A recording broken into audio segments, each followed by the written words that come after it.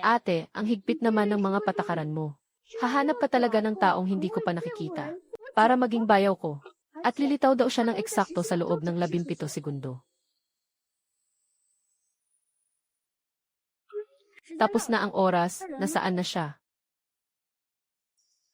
Wow, nagde-deliver ng pagkain gamit ang paraglider. Ang galing, tipid sa gas at kuryente. Oy, ate. Hello, pa. Gusto mo ba akong mamatay sa hirap? Maging legal representative ng kumpanyang palugi. Wow, tingin ko mas malapit pa iyon. Hindi na ako makikipag-usap sa'yo ah.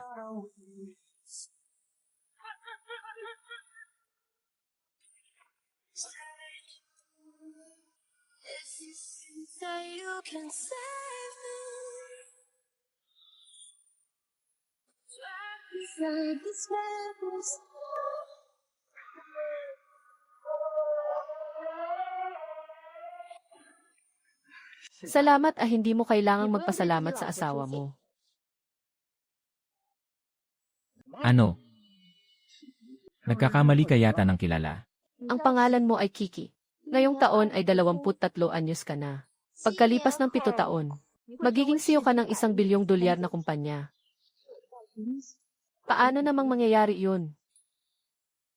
Talagang bagsak ang ekonomiya. Pati ako na biktima ng modus. Siyempre, walang madaling maniniwala sa ganitong bagay. Sa madaling salita, ako ang magiging asawa mo sa hinaharap. Sa nakaraang buhay ko, namatay ako sa isang aksidente. Hindi ko inakalang mabubuhay ako ulit. Alam ko kung gaano ka magiging matagumpay. Magsasama rin tayo balang araw. Kaya pakiusap, pakasalan mo na ako at magkaanak. Tayo, naibuk ko na ang paborito mo noong nakaraang buhay. Water bedroom, ano ng kalokohan yan? Hello, pa. Nasa pinto na ako. May gustong pumunta sa lumang bahay natin para mag-alay ng insenso. Papunta na ako dyan. Ngayong araw, utuin ka ng tatay mo na maging legal representative ng kumpanya. At pagbibintangan ka ng madrasta mo para makulong. Pakiusap, huwag kang magpapilit. At ang kapatid mo. Nagmamadali ang customer, di ba? Kung malate ako, mababawasan ang sweldo ko. Ang pera ng bilyonaryong CEO na ito. Aalis na ako, aalis na ako.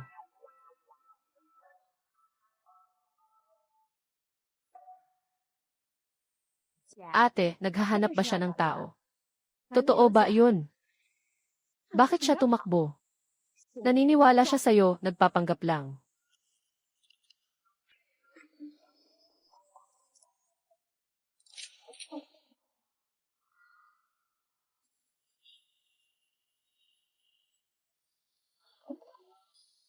Ate, apelyido mo ba Badha? Ikaw ang pinakamayaman sa Jiangzhou. Ako ang tunay mong kapatid.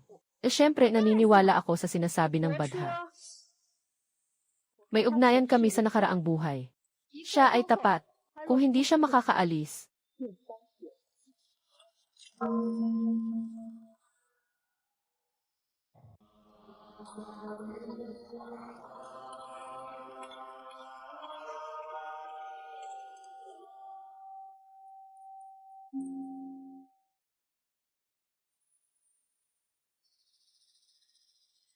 Jayanhe. Maganda ang nakuha nating kapalaran mula sa dalagang Budha para sa pamilya Xu. Tingin mo ba matutuloy na ang plano natin? Kontrolado ng dalagang Budha ang buong negosyo sa Jiangzhou. Gusto nating lahat ng mga pamilya dito na humingi ng pabor sa kanya. Pero hanggang ngayon, hindi pa rin natin siya nakikita. Ng personal. Walang emosyon ang dalagang Budha. Puro at walang hinihiling. Ang anak natin ay gustong umangat. At maging manugang ng pamilya Yu. Pa. Heto na ang pinapakuha mo, salamat sa pagod. Plano kong ipamana na sa iyo ang kumpanya. Wow, ang bilis naman. Magre-retire na ba kayo ng maaga? Ipinagkasundo ko ng kasal ang kapatid mo. Kaya ang kumpanyang ito, pansamantalang ikaw muna ang mamamahala. Heto ang kasunduan para maging legal representative. Ngayong araw, utuin ka ng tatay mo na maging legal representative ng kumpanya. At pagbibintangan ka ng madrasta mo para makulong. Pakiusap, huwag kang papayag. Ang kapatid mo ay... Pa, walang nakasulat tungkol sa shares sa kasunduang ito. Nakalimutan ba? Xiao Jing, nagkakamali ka. Responsibilidad lang ito. Walang karapatan. Ganito kasi iyon. May isa pang dokumento dito. Ang kapatid mong si Xuyue. Hindi tumakas. Importanteng tao. Sana pirmahan mo ito. Para aminin ikaw ang nagmamaneho ng sasakyan. Pa, nakukulong ang hit and run habang lasing. Gusto mong saluhin ko ang kasalanan ng anak mo sa labas. Ano nang sinasabi mo? Anong kapatid ko siya? Ang isang nanay lang ang matatawag na kapatid. Bunga siya ng panloloko mo. Paano ko siya kikilalanin? Nagtanong na ako sa abogado. Hanggang 3 taon lang daw. Paglabas mo pagkatapos ng 3 taon, dadagdagan ko ng 3% ang shares mo sa kumpanya. Sa'yo na ang kumpanya. Kulong ng 1 taon para sa 1% na shares. Ang galante mo naman. Kulang pa ba? Sige, gagawin kong 6%. Hanggang dyan lang ang kaya ko.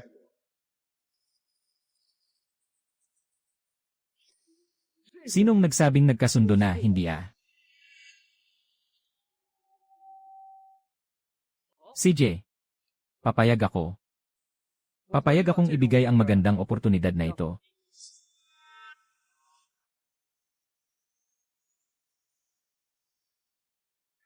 Tumigil ka. Ngayon na ang kasunduan sa pamilya Yu sa Jiangsu. Mahalaga ito sa buong pamilya. Kahit hindi ka pumayag na maging legal representative. Kailangan mong akuin ang kasalanan.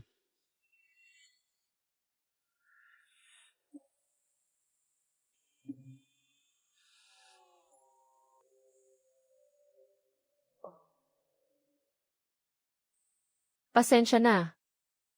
Hindi ko gustong pahirapan si Kuya Jing. Ako na lang ang susuko. Ma, Tulungan mo akong maglakad para sumuko. Jenhe, Diyos ko. Naayos na ang kasal nyo ng dalagang Buddha. Paano kita hahayaang sumuko? Wala kang kinalaman dito. Lahat ng tao ay. Sinasabing siya yon. Ang daming sakripisyo ni Wei para sa pamilya. Samantalang ikaw, nagde-deliver lang ng pagkain. Pwede bang mag-isip ka ng tama? Gusto mo bang sirain ang kinabukasan ni Wei? Subukan mong lumabas ng pintong yan ngayon. Alam mo na ang mangyayari.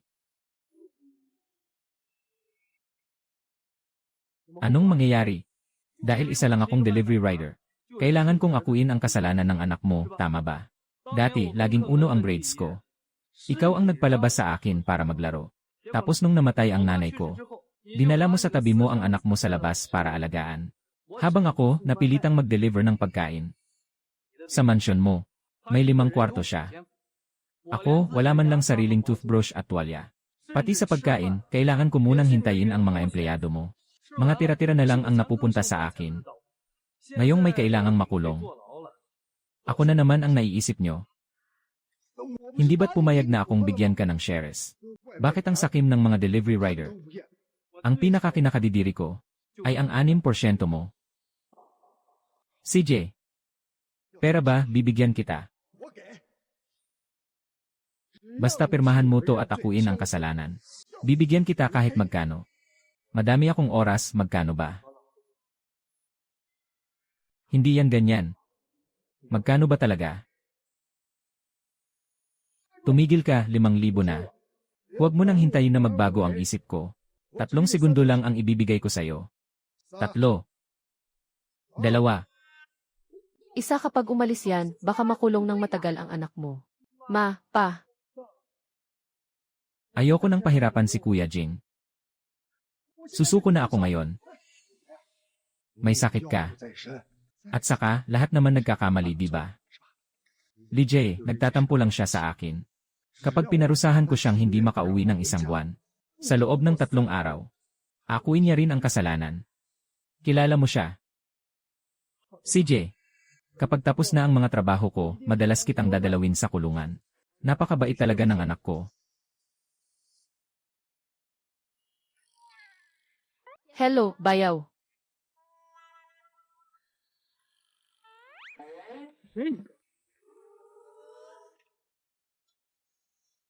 Bayaw, sakay na. Inihanda ko na ito para sa'yo.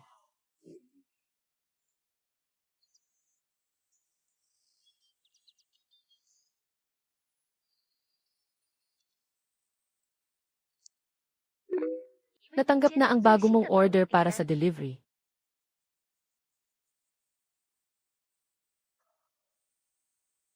Ha? Para sunugan ng pera ang nanay ko.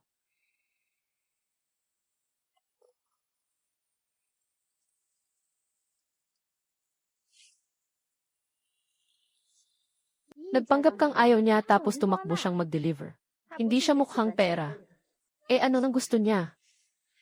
Siguro tapos na ang tadhana ninyong dalawa. Tapos na o hindi, papasok pa rin ako. Keycard para sa water bedroom.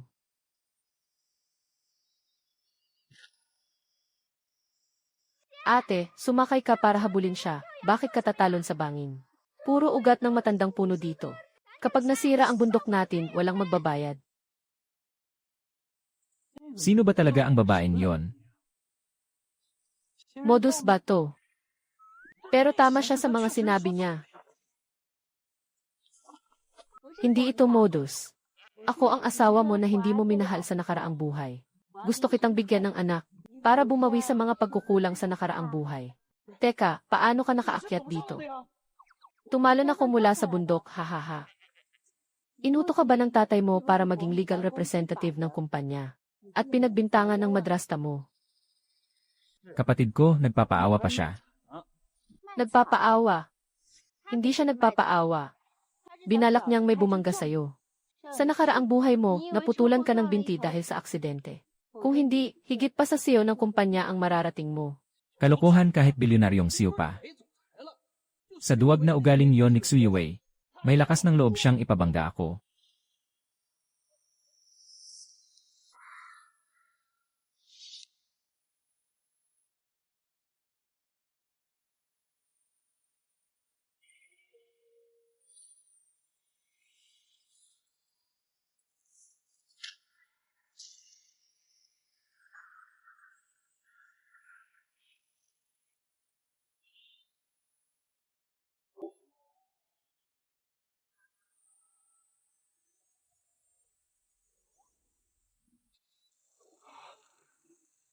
Ayos ka lang ba? Ayos ka lang ba? Pareho lang kayo ni Young Master. Pinoprotektahan niya pa rin ako sa oras ng panganib, ayos lang ako. Pero nadumihan ang damit mo. Ayos lang madumihan ang damit. Basta ligtas tayo. Hindi pwede palampasin. Hinding-hindi ko ito palalampasin.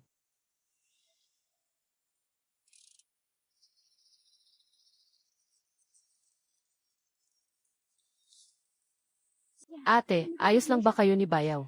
Hayaan mo na si Bayaw. Hindi naman nasaktan o nadumihan. Inatake ang pamilya Yu. Kailangan natin siyang kalagkarin palabas ng sasakyan ngayon. Isa itong sakuna. Gaano ba kalaki ito? Binangga ka pa rin ng kapatid mo gamit ang sasakyan. Si Xuyue. Di namatay siya sa bangin. Walang tao sa sasakyan. Gumamit siya ng self-driving technology. Tapos tumawag ng pulis para pagbintangan ka. Makukulong ka, buwisit. Sobra na siya. Ayos lang sana kung ako ang binangga. Pero paano kung nadamay ka, kailangan ba kitang bayaran? Ate, walang tao sa kotse. Paanong walang tao? Nakita ko kung ilang beses binalak banggain si Bayaw. Self-driving. Tama nga ang sinabi mo.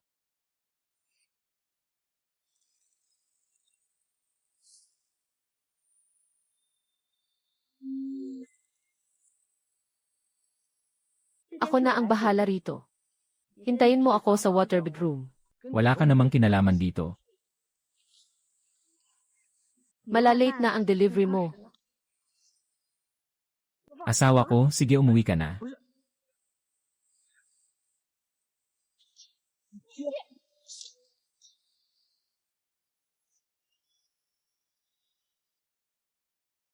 Sa nakaraang buhay, ikaw ang laging nasa tabi ko para protektahan ako. Tinuruan mo ako na minsan na tayong nag-divorce. Ngayong buhay, ako naman ang poprotekta sa'yo. Lahat ng nagtatangkang saktan ka ay pagbabayarin ko.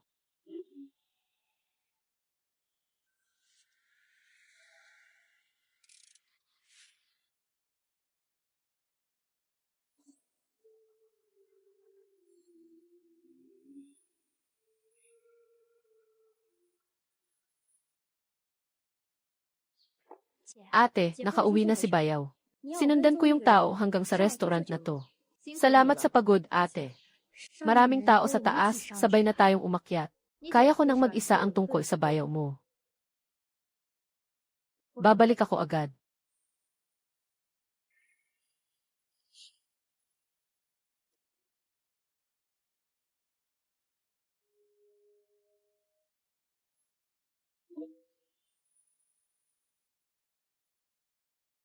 Balita ko. Namamayagpag daw si Boss Hu sa Jiangsu ngayon na. Haha, lumalaki kasi ang negosyo. Siyempre naman, hahaha. Sino ka? Nagmi-meeting ang mga boss ng Jiangsu sa loob. Bawal ang hindi imbitado.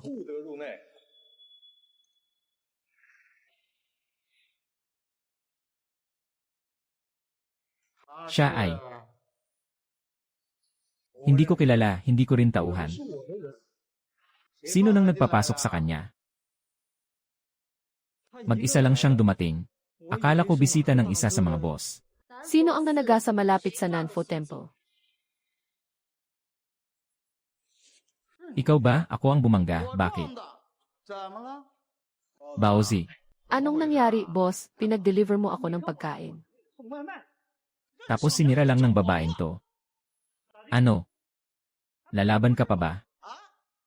Gusto mo pa bang aray? Hahaha, banggain mo ulit. Hahaha.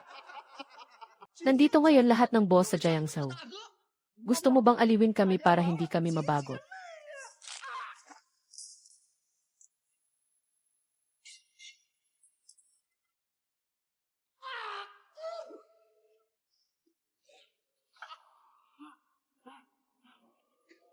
Ah. Ah. Ah. Nasa baba ang malupit na babae ng pamilya Yu. Ang tagapagmana ng pamilya Yu ay walang awa. Pumunta ka at kunin ang pera. Xiao Juan, nasa baba ka. Hindi ba't ikaw? Ang nasa Nanfo Temple. Ang misteryosong. Dalagang budha ng pamilya Yu. Sa Nanfo Temple, naghanap ka ng... Ako.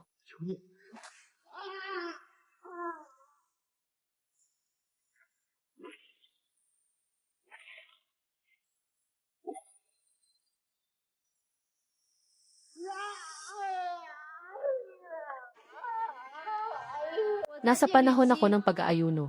Ayokong gumawa ng kasalanan.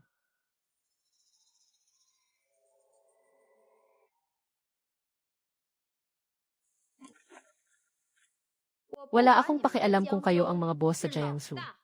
Maging tigre man o leon. Sa susunod na marinig ninyo ang pangalang Sujing, lumuhod kayo at magbigay galang.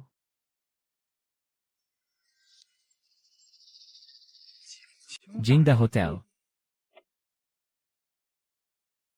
Ang pinakamataas sa star-rated hotel. Totoo ba?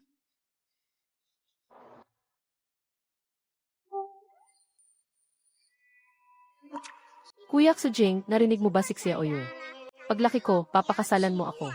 CJ, paglaki ni Xia Oyur, magsusuot siya ng pulang damit. At magiging asawa ko. Ha ha ha ha. Ha ha. Hayaan mo na sila. Ibalik na muna natin to. Hinihintay pa ako ni Xiaoyur. Ngayong araw, isang malalang aksidente ang nangyari malapit sa Nanfo Temple. Ang suspect ay kasalukuyang pinaghahanap. Nag-imbestiga na ang pulisya. Ma, siguro mas mabuti nang sumuko na lang ako. Ayoko nang pahirapan pa si Kuya Jing. Kailangan na nating bilisan. Anong kailangan? Lumipas na ang isang araw, siguradong nakapag-isip na ang batang yon. Hindi niya nga ako kayang labanan.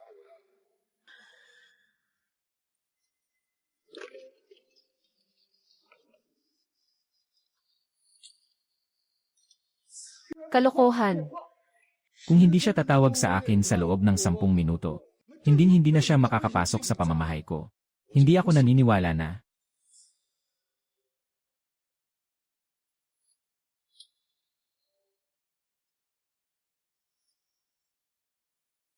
Pasensya na, walang delivery service sa Jinjing Grand Hotel. Kung magde-deliver ka, iwan mo na lang sa akin. Excuse me, sa hotel nyo ba ang keycard na to? Nakasarado na.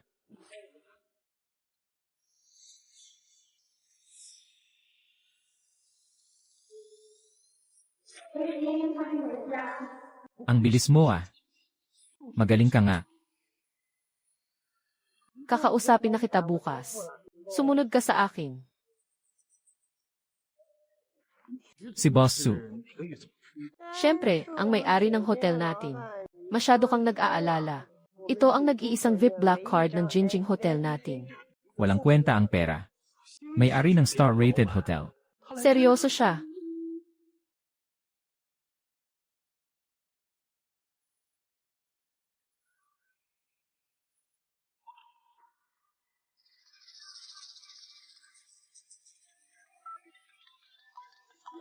Boss Lee, nandito na sa hotel ang bisita. Asikasuhin niyo ng mabuti. Kamusta na ang ayos ng kwarto? Sia Oliu, handa na ba ang suite no isa? Papasok na ang bisita. Manager Wu. Ayon sa mga gustong mangyari ni Boss Yu, nasa service room na.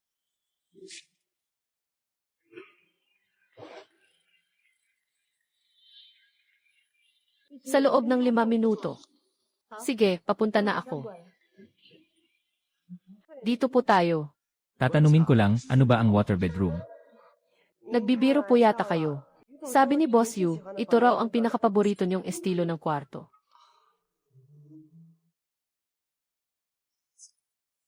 Lampas na ang 1-0 minuto. Gusto mo bang tawagan ulit? Kung ayaw niya, huwag kang maging mabait kay Xujing. Hindi pwedeng baliwalain ang pag-aasawa ng anak mo.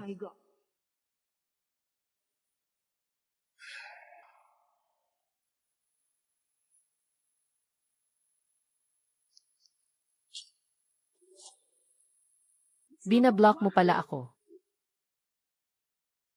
Talagang binablock niya ako. Hello, ang numerong tinatawagan mo ay. Hindi na siya makontak. Anong gagawin natin? Makukulong na ba talaga ako? Huwag kang mag-alala. Siguradong nagpapakahirap sa trabaho ang batang yon. Nga.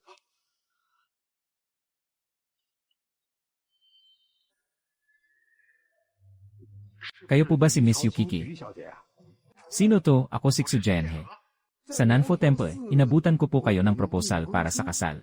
Natatandaan niyo pa ba? Oh, Boss Xu, tama ba? Siyempre natatandaan ko. Miss Yu, pwede ba tayong magkita? Para pag-usapan ang tungkol sa kasal. Pumunta kayo sa Jinjing Grand Hotel. Hindi lang kasal ang gusto kong pag-usapan, sige. Papunta na kami dyan.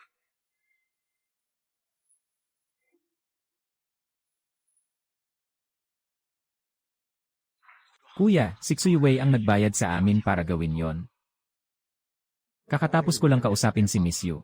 Pumayag siyang pag-usapan ang kasal. Ibig mong sabihin, hihingi tayo ng tulong sa kanya tungkol sa insidente. Sisiw lang yon sa kanya. Ang dalagang Buddha ay sumusunod sa mahigpit na patakaran ng relihiyon. Walang emosyon at pakiramdam. Pa, maasahan ko ba talaga siya? Huwag kang maliitin ang sarili mo, ang dalagang Buddha. Nananampalataya lang siya sa Buddha pero hindi siya mongha. May pangangailangan din siyang mag-asawa at magkaanak. Kapag pumayag siya sa kasal. Ibig sabihin marunong siyang kumilatis ng tao. Napakaganda nito. Pero pa, isa lang ang. Ang kasal na tinutukoy mo. Baka naman para kay Kuya Jing yun. Maihahambing ba sa'yo si Xujing? Isang hamak na delivery rider. Kontrolado. Ang tagapagmana ng pamilya Yu na hawak ang buong industriya ng teknolohiya. Evie, maliban na lang kung niligtas niya siya sa nakaraang buhay.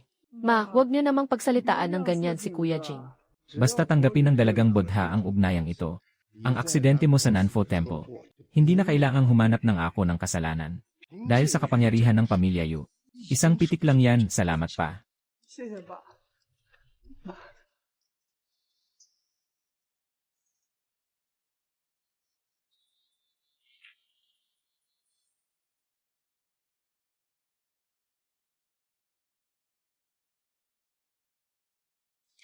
El Teksu. Dito po ang private dining area para sa Jinjing Suite no isa. Kumain na muna kayo. Parating na si Boss Yu. Ibabalik ko lang ang keycard. Nagkataon lang na nagkakilala kami ni Boss Yu. Kailangan ko pang mag-deliver.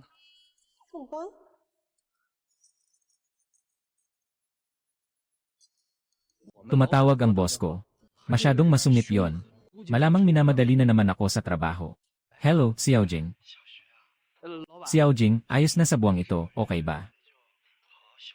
Hindi mo na kailangang pumasok sa trabaho.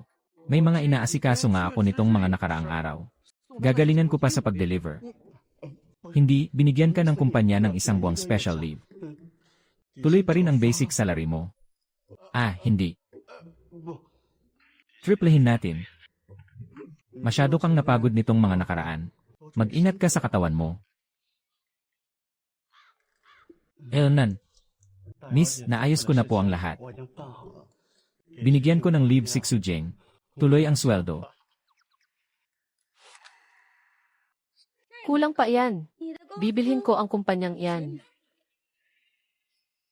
Mula ngayon, ako na ang asawa ni Xujing.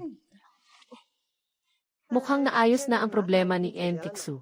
Siguro may mga pagbabago lang sa kumpanya. Swerte at nakakuha ng leave. Eh di wala nang dahilan para hindi natin enjoy ang masarap na pagkain.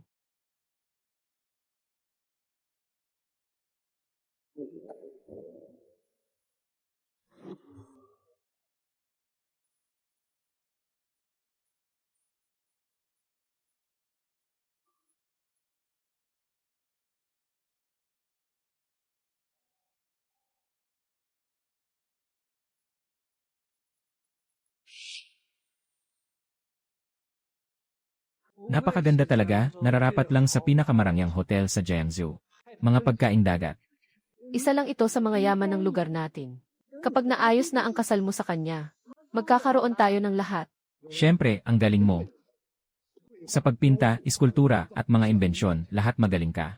Ang pagiging asawa ng dalagang Buddha ay mangyayari rin. Nga, hindi tulad ng si Xujing. Bakit nandito siya? Diyos ko. Hindi ba't dapat namatay na siya sa pagkabangga?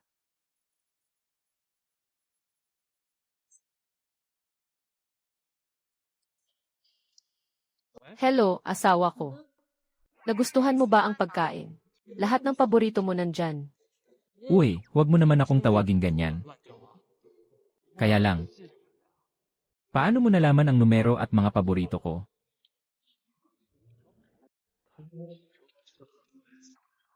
Nakabisado ko na ang numero mo noong nakaraang buhay natin. Walang sinabi ang paborito. Alam ko pa nga na may nunal ka sa likod. Tingin ko pinaimbestigahan mo ako. Paano ang tatay ko? Gusto kong maging saksi sila, na ikaw ang taong paulit-ulit kong pipiliin. Sa nakaraan at kasalukuyang buhay. Amitabha.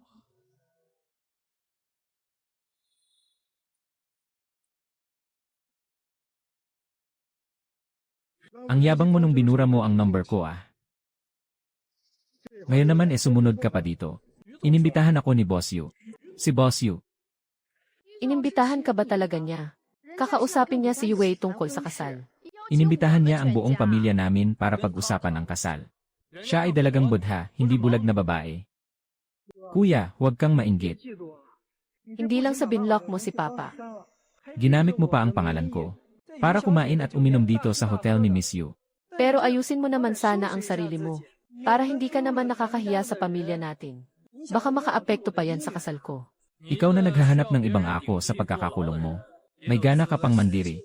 Ako, Paano mo kinakausap ang kapatid mo? Nakalimutan mo na ba ang utos ko sa'yo para sa kapatid mo? Pwede kang kumain. Pero kailangan mong hintayin matapos kaming lahat. Saka ka lang tatayo.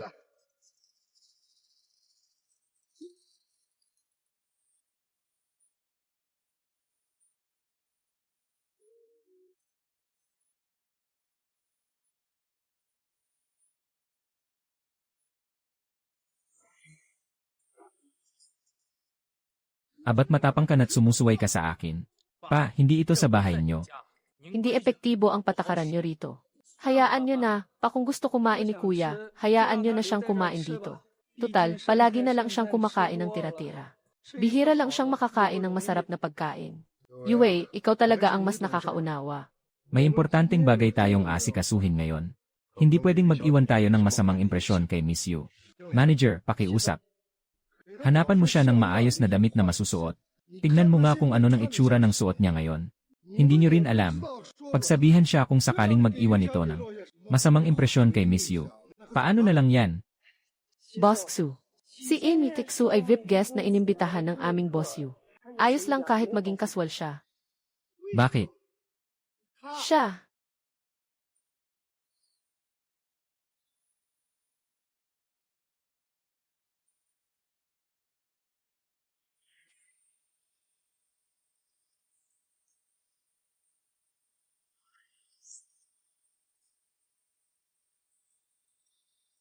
Boss Lei. Bakit mo naman kami biglang inaya kumain? Hello Boss Tzu, hello po. Wow, anong nangyayari rito? Kayong dalawa ng dalagang Budha habang mas maraming saksi. Mas pabor sa atin. Naiintindihan mo ba ang mga may impluensya sa Jiangsu?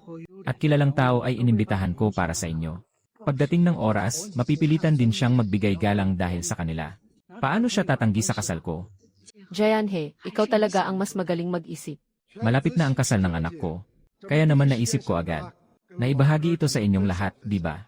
Hahaha. Boss Tzu, hindi gaanong mapayapa ang mga araw ngayon. Kinuha si Akun kaninang umaga. Hindi mo lang alam kung gaano kalupit ang dalagang Budha ng pamilya Yu. Kaya ba na-offend ni Akun ang tauhan niya? Sabi nila nag-ayuno at nagdarasal daw siya sa Budha.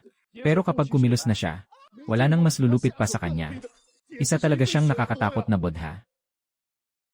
Anong nangyari sa'yo? Naku, para paikliin ang kwento, isa lang ang masasabi ko. Pakiusap, huwag na huwag mong kakalabanin ang taong nagngangalang Xu Jing. Kapag nakita mo siya, dapat kang yumuko at umiwas.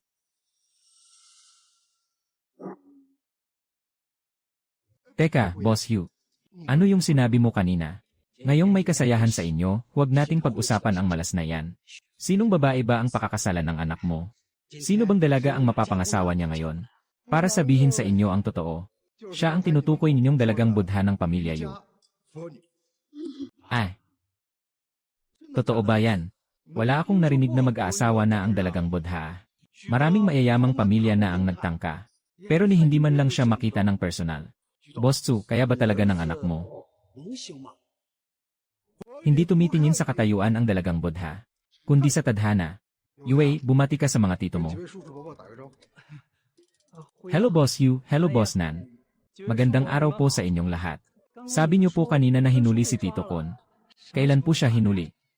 Sinabi nang huwag na nating pag-usapan ang malas na bagay na yon. Boss Tzu, bakit may isang delivery rider na nakaupo rito? Pumunta rin ba siya para makibahagi sa kasiyahan niyo? Mukhang sarap na sarap siya sa pagkain na. Baka natatakot si Boss Tzu na hindi maubos ang pagkain. Kaya siya pinatawag para take out, ano? Hahaha.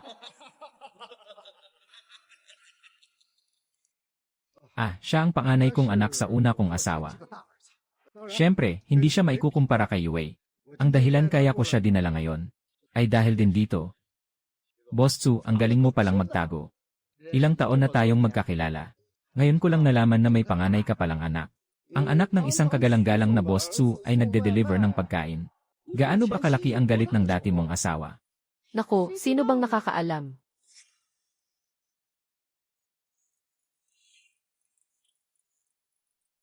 Tawagin mo siyang Boss Hugh. Sumama ka kay Boss Hugh mula ngayon. At hindi mo na kailangang mag-deliver ng pagkain. Mas pipiliin ko pang mag-deliver habang buhay, kaysa tawaging boss ang ibang tao. Haha, Sujina.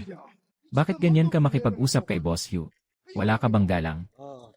Anong tinawag mo sa kanya? Hindi ko alam. Ano bang pangalan niya? Ang pangalan niya ay Xujing. Siya ang panganay kong anak sa dati kong asawa.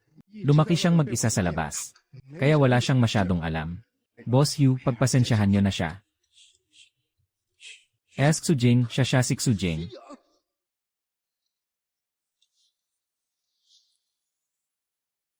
Wala akong pakialam kung kayo man ang mga boss sa Jiangsu. Tigre man o demonyo. Mula ngayon, pagkarinig nyo sa pangalang Xujing, lumuhod kayo at magbigay galang.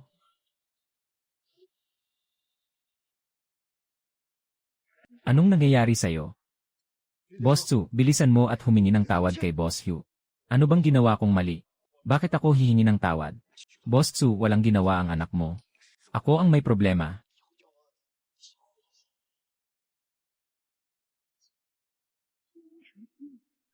Sa sobrang takot niya, Boss Tsu, pasensya na sa pagtatanong. Sino ba talaga ang papakasalan ng dalagang Buddha sa mga anak mo? Obvious naman, di ba? Siyempre, si Yue. Alangan namang si Xujing. Ako ba ang nagkamali sa pag-alala ng pangalan?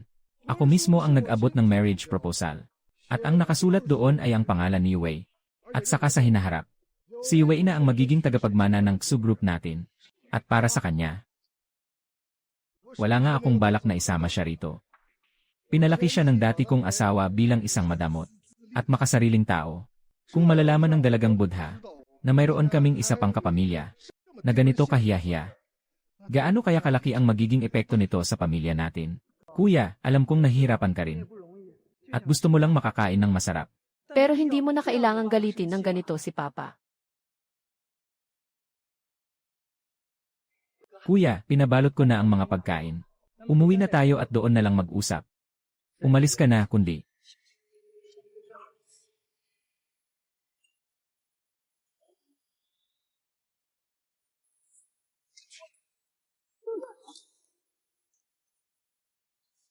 Kuya, tinulungan na nga kitang ipabalot ang pagkain.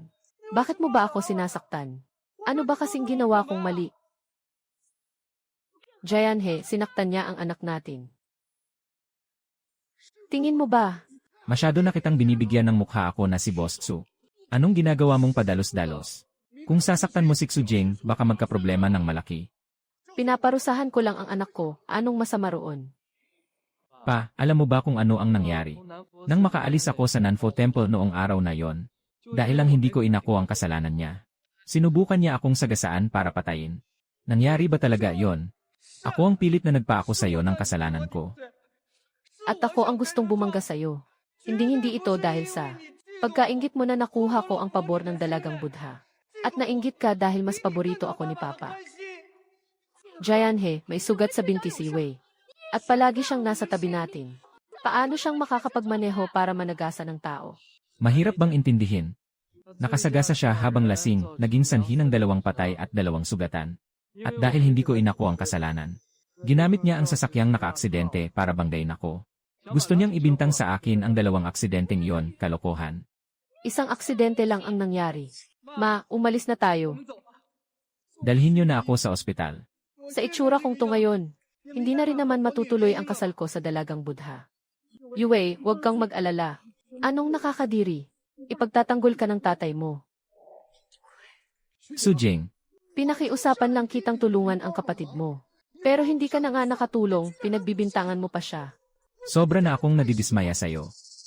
Kung hindi kita tuturuan ng leksyon ngayon, sasabihin ng lahat na may pinapanigan ako. Tingin mo ba may tao na gagawing biro ang sarili niyang buhay? Gagawin ba biro? Mula pagkabata. Naniwala ka ba sa akin kahit minsan? Pinahalagahan mo ba ako kahit minsan? Hindi ba? Bago ako mag-7 taong gulang, nagtakda ka na agad ng patakaran para sa akin. Hindi mo ako pinayagang kumain sa mesa kasama ninyo.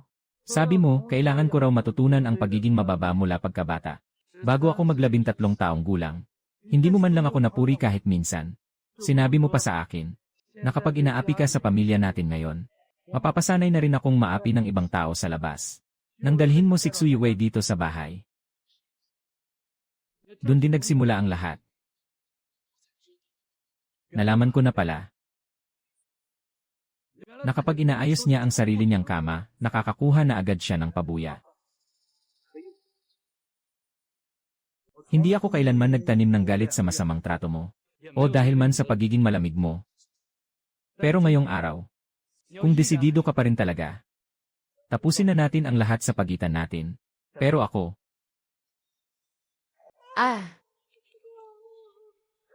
Anong ginagawa mo? Ang sakit ng mata ko dahil sa pagkakapalo mo. Pakiramdam ko mabubulag na ako. Ang pagkakamali ng anak ay kasalanan ng ama. Kung ayaw mong tawagin akong ama, kailangan kong pagbayarin ka para sa anak ko.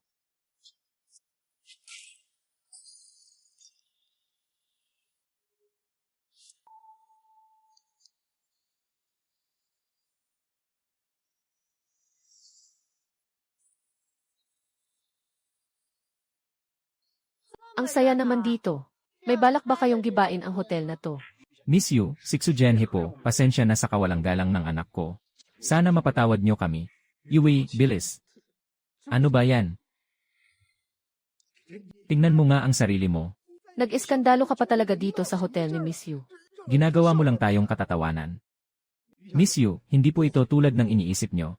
Ako na ang humihingi ng pasensya para sa kanya.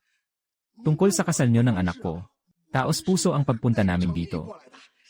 Ayaw lang namin na may umistorbo sa inyo. Kasal sa anak mo. Napo, si Yue. Hindi ko inakalang ang dalagang badha sa personal. Ay mas maganda pa kaysa sa inaasahan ko. Miss Yu, alam kong nakatuon kayo sa pananampalataya. At tiyak na magiging tapat. Kanina po, yung taong walang silbi na yun. Siguro ang suot nyo pong yan. Nagpapatunay na ayos na ang kasal. Tama, napagkasunduan na. Padating na rin ang mga regalo. O, ang mga regalo. Siya po ay aking. Alam niyang itinakda na ang kasal. Panghabang buhay na desisyon yan. Ngayong unang pagkikita nyo. Magkakilalanlan kayo ng mabuti ikaw. Miss, ano bang ibig sabihin nito?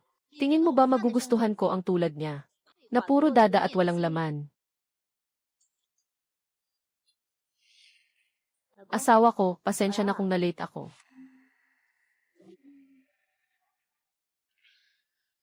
Yang pagtawag nyo sa akin na yan, hindi ko po matatanggap yan.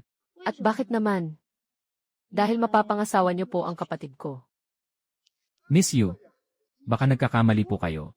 Ang marriage proposal na ibinigay ko para sa kasal ay nakapangalan kay Xuyue, hindi kay Xujing. Asan ang proposal?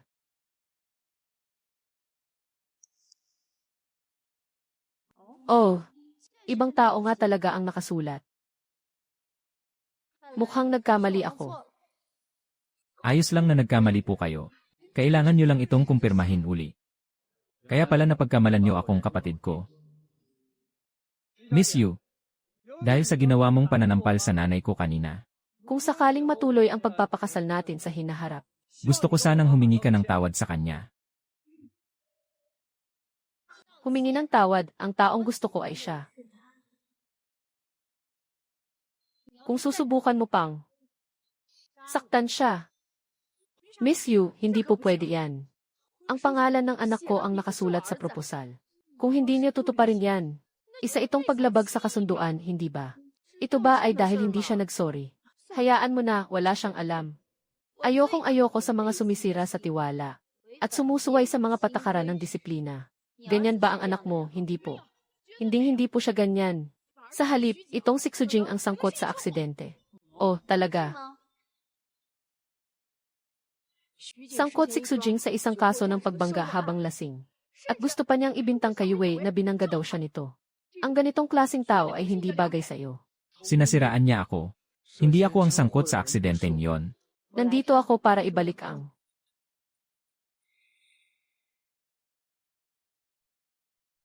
May nag-report na, nandito sa lugar na ito, ang isang suspect sa kaso ng pagbangga sa Nanfo Temple na naging sanhi ng pagkamatay ng dalawa. Base sa investigasyon, madaling araw kanina, sa Nanfo Temple ang isang sasakyan ay naging sangkot sa dalawang magkasunod na aksidente. Unang insidente, binangga nito ang isang pamilya na may 4 na miyembro, na nagdulot ng 2 pagkamatay at 2 sugatan. Sa pangalawa, bumangga sa bakod at sumabog ang sasakyan, na muntik pang magdulot ng sunog. Narinig mo na, 2 aksidente. Hindi pa nakontento sa pagtakbo matapos makamatay. Sinubukan pa niya akong banggain, at ibintang sa anak niya. Hindi talaga ako ang may gawa niyan. Nakarehistro sa kumpanya ng Xu Group ang nasabing sasakyan. Sinong nagmaneho ng sasakyang yon ng madaling araw? At nagpunta sa Nanfo Temple. Siya ang nakasagasa. Ako ang nakasagasa. Kung may kakayahan sana ako, siguro nga. Kaso nga lang, wala naman akong sasakyan. At lalong wala akong lisensya. Puro kakasinungalingan. Noong mag-18 ka, binilhan na kita ng kotse. At pinag-driving lesson pa kita. Ang binigyan mo ng kotse ay si Xu Yue. Hindi ako, binigay yon nung kaarawan niya.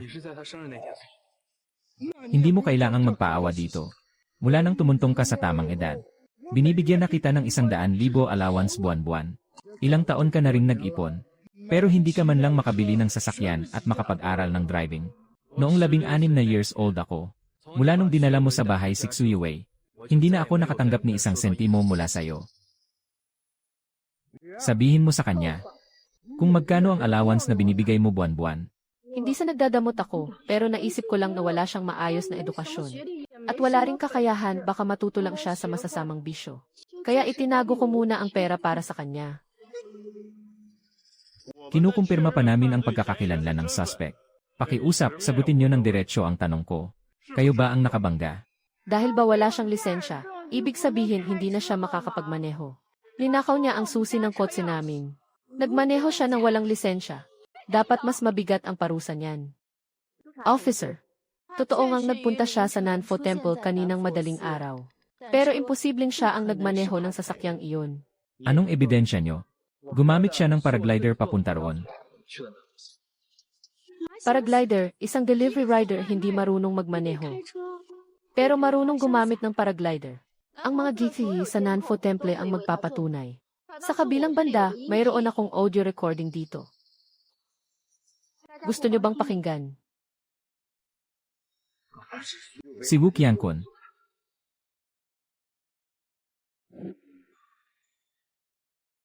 Anong ibig sabihin nito? Saan galing ang recording na to? Kailan pa umupa ng tao ang anak kong si Wei? I-check niyo ang CCTV ng Nanfo Temple para makita.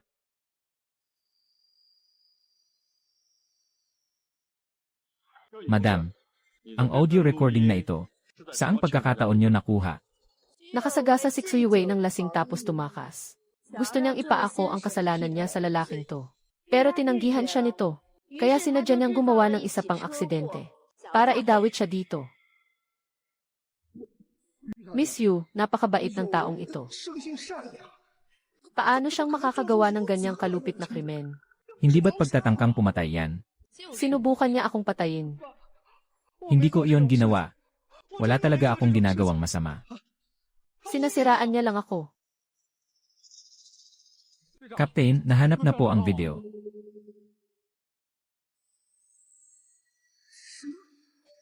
Base sa oras na nakita dito, Ang lalaking ito ay wala sa mismong pinangyarihan ng aksidente. Kaya malaya na siya sa anumang paratang. Makikita ba ng malinaw sa kiksi kung sino talaga ang may gawa? Hindi natin pwedeng hayaang makawala ang walang awang kriminal na iyon. Ang nagmamaneho ng sasakyan ay dapat si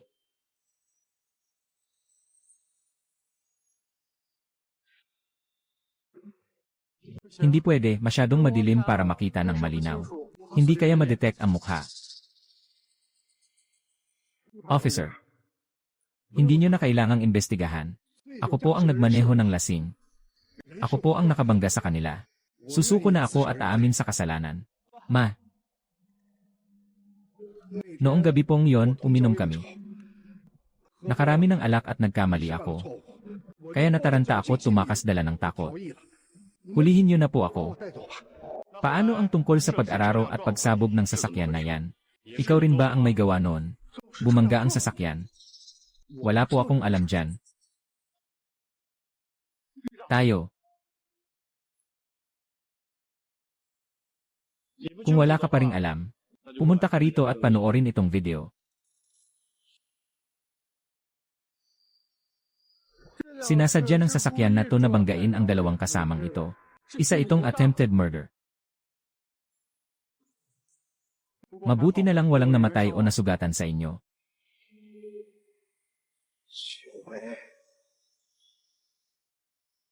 Ilang bagay pa ba ang inililihim mo sa akin? Hay, hindi po ako. Hindi po ako ang nagmaneho ng sasakyan. Sugatan po ang mga kamay ko. Madam, pwede bang iparinig mo uli ang audio recording kanina? Naman, Binayaran ako ni Xuyue para gawin ito. Sino ang nagsasalita sa recording? si Gu Qiangkun, ang may-ari ng Hongtu Restaurant sa Jiangzhou. Mas kilala siya bilang Akun. Xuyue, hindi mo kailanman sinabi sa akin na nakikipag-ugnayan ka pa rin kay Wu Qiangkun. Alam mo ba kung anong klaseng tao siya? Hindi ko po ginawa yan. Ang recording na iyan ay peke. Imposibleng gamitin lang ang isang salita ni Akun. Para patunayan na ako ang nag-utos sa kanya. Wala akong ganoong kakayahan. Tama po, napakabait ng anak kong si Wei. Maganda ang pagpapalaki sa kanya mula ng bata siya. Paano siya makakagawa ng ganyan kasamang bagay? Baka may nakipagkonsabahan lang sa iba para siraan siya. Mga kuya, nandito kayong lahat. Jianheng at Wu Qiangkun ay mga kaibigan nyo. Alam nyo naman sigurong, hindi mapagkakatiwalaan ang recording na to, di ba? Nung I-record ito, may iba pang mga tao roon. Sakto, ito yung mga taong inimbitahan ni Boss Xu.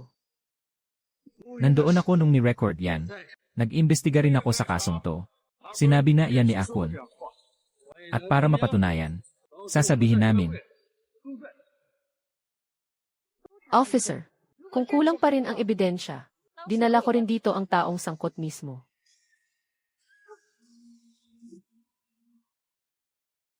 ako ang kumuha ng kalahating milyon mula kay Xuyue para patayin si Xujing. Dahil ako ang nagmaneho ng sasakyan. Gumamit ako ng self-driving technology ng banggain siya. Aaminin ko ang mga kasalanan ko. Dalhin niyo na siya at imbestigahan.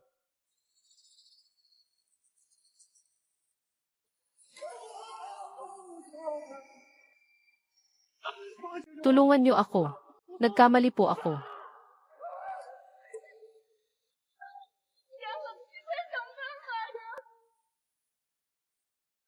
Miss Yu, pwede mo ba siyang pagbigyan? Sumulat ka na lang ng patawad at palayain siya. Gusto niya akong patayin. Tapos gusto mong palagpasin ko to at palayain siya. Pero kapatid mo siya. Hoy matanda, ikaw ba si Xu Jianhe? Alam mo ba? Hindi pwede to. Ako mismo ang palihim na nag-imbestiga niyan. Basahin mo iyan.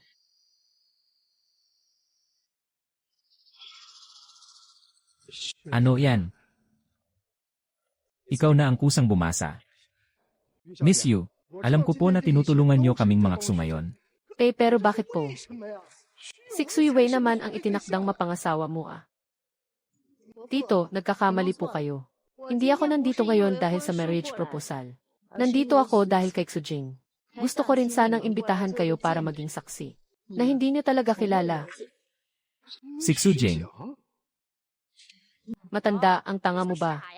Nakasuot pa ng pulang damit ang ate ko dahil gusto na niyang magpakasal kay Xujing. Kaya bilang ama niya, inimbitahan ka rito para maging saksi. Hindi ba tama lang yon?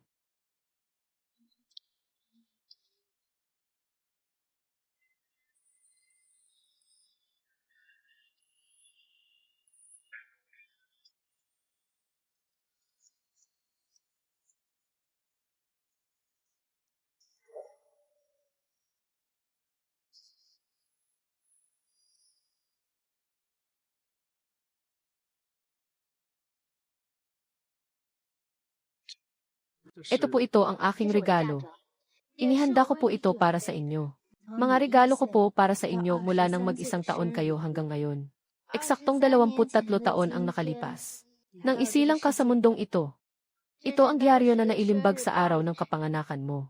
Nakatala rito, ang lahat ng mahahalagang pangyayari sa araw ng kapanganakan mo. Noong isang taong gulang ka pa lang, pumunta sa malayo ang tatay mo para magnegosyo. Tanging nanay mo lang ang naiwang mag-alaga sa'yo. Kaya naisip ko, baka gusto mong makarinig ng kwento tungkol sa The Little Prince habang lumalaki ka. Naniniwala ang The Little Prince na lahat ng nakatatanda ay pawang naging bata noon.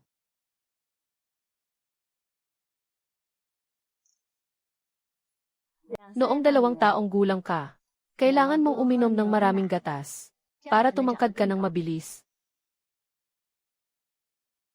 Pag abot mo ng 3 taong gulang, kinailangan mo ng mga laruan. Sa edad na 4, kailangan mo ng tsokolate. Dahil ito ang edad na mahilig ka sa matatamis. Nang mag-5 taong gulang ka, nahilig ka na sa maanghang na merienda. Noong 6 ka, naging kalaro mo na ang video game console. Sa 7 taong gulang, kailangan mo ng bola ng football. Dahil ikaw ay isang batang mahilig tumakbo at gumalaw. Pagtuntong mo ng 8, kailangan mo ng electric toothbrush para hindi ka masiraan ng ngipin. Sa edad na 9, mabangong aromatherapy para magkaroon ka lagi ng masarap na panaginip tuwing gabi. Noong 10 taong gulang ka, kinailangan mo ng alkansya upang matutunan mo ang kahalagahan ng pag-ipon. Sa 11, kinailangan mo ng isang album para itago ang lahat ng awards at diploma mo. Sa edad na 12, kinailangan mo ng mas malaking bag para paghandaan ang pagpasok mo sa middle school. Pagtuntong mo ng 13, nagkasakit naman ang nanay mo. Kailangan mo ng magandang diary para isulat ang mga nasa isip mo.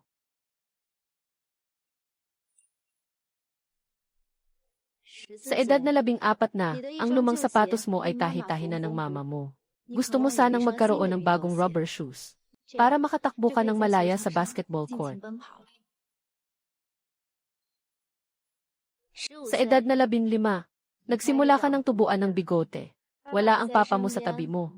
At hindi alam ng mama mo kung paano ka turo ang gumamit ng shaver. Madalas mong masugatan ang mukha mo kapag nag-aahit ka. Sa edad na 16 na, noong ika-16 na mong kaarawan, umalis na ang... Tingin ko siguradong nandoon siya sa lugar na hindi mo nakikita.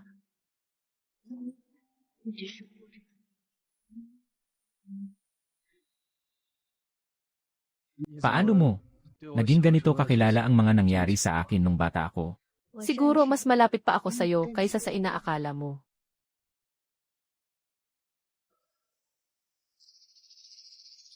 Noong 17 ka, iniwi ng tatay mo si Xueyue sa bahay ninyo.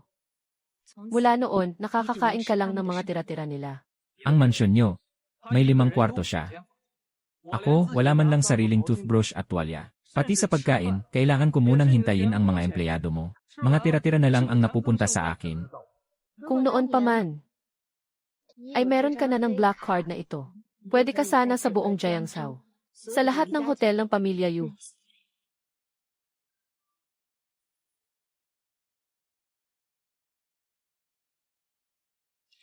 Nang mag-18 ka, binigyan ng tatay mo ng kotse si Xueyue. Pero binaliwala niya ang kagustuhan mong matutong magmaneho. Kalokohan. Noong mag-18 ka, binilhan na kita ng kotse. At pinag-driving lesson pa kita. Ang binigyan mo ng kotse ay si Xueyue, hindi ako. Binigay mo yon sa kanya nung kaarawan niya. Naisip ko na pwede ka namang kumuha ng lisensya sa susunod. Pero ngayon, mas marami ka ng sasakyan kaysa sa kanya.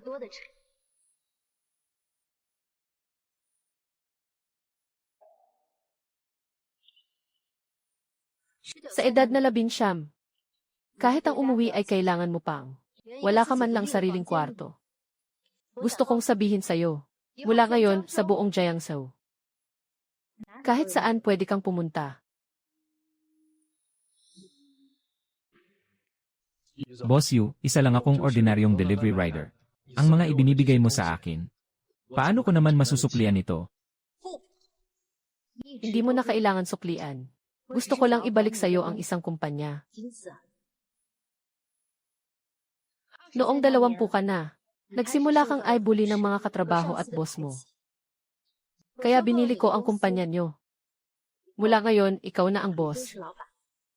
At ito pa, buo ang sweldo mo.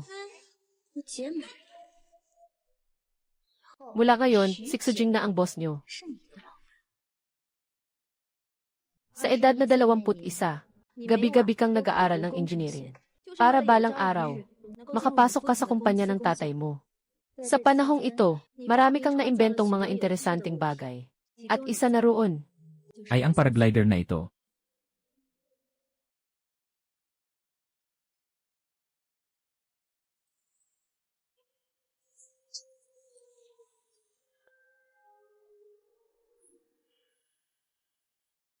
hindi mo kailangang mainggit kahit kanino. Ang paraglider na ito ay ginawa mula sa disenyo mo. Lahat ng mga disenyo at imbensyon mo mula ngayon. Ako ang bahalang mag-mass produce at magbenta nito. Hindi na masasayang ang talento mo. Noong 22 ka, Miss Yu, ang mga imbensyong iyon ay inimbento ng anak kong si Xu Wei. Isang graduate lang ng middle school. Paano makakaimbento ng mga ganyan? Lahat yon ay ninakaw niya lang. Ang dapat ninyong hangaan ay ang anak kong si Wei. Tita, lahat ng narating ni Xuyue ay dahil sa akin. Paano nangyari yon? Pa, pinilit niyo akong huminto sa pag-aaral. Kaya nagtatanim ako ng sama ng loob. Kaya tuwing umuwi ako, nagtatago ako sa kwarto ni Yue. Lahat ng mga nagawa niya sa kumpanyan niyo ay puro mga itinapon at palpak kong disenyo. Yue, ang galing mo. Sa pagpinta, iskultura, at imbensyon, lahat magaling ka. Paano nakuha ng dalagang budha ang puso mo? Ate, tapos ka na ba? Malapit na. Kaya nahuhulaan mo ba ang regalo sa'yo nung 22 di birthday mo? Ang tagapagmana ng pamilya Yu. Ang pinakamagandang regalo ng dalagang budha ay baka. Imposibleng sabihin. Wala akong mahulaan. Sa dami ng regalong ibinigay mo sa akin ngayon, paano ko matatanggap ang lahat ng ito? Hindi ito regalo. Isa itong dote. Natatandaan mo ba nung unang beses kang umattend sa kasal ng katrabaho mo? Nung nasa kasal ka, sobrang na-touch ka sa nangyari. At nangarap ka ring magpakasal balang araw. Pero naisip mo na masyadong corny ang mga wedding ceremonies. Kaya naisip mo, kung may isang taong dadalo na nakasuot ng armor hero costume at mag-aabot ng sing-sing, siguradong ang cool.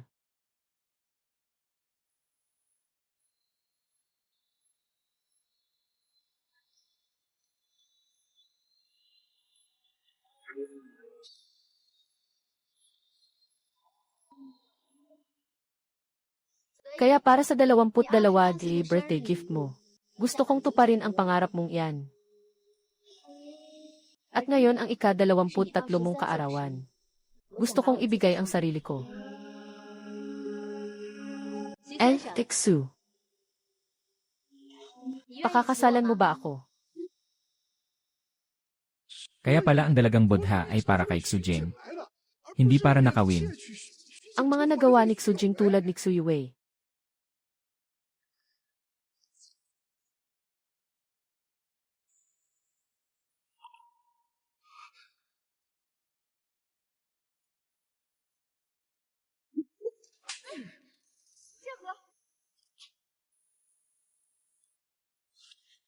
Siya Ohe, magpapaliwanag ako.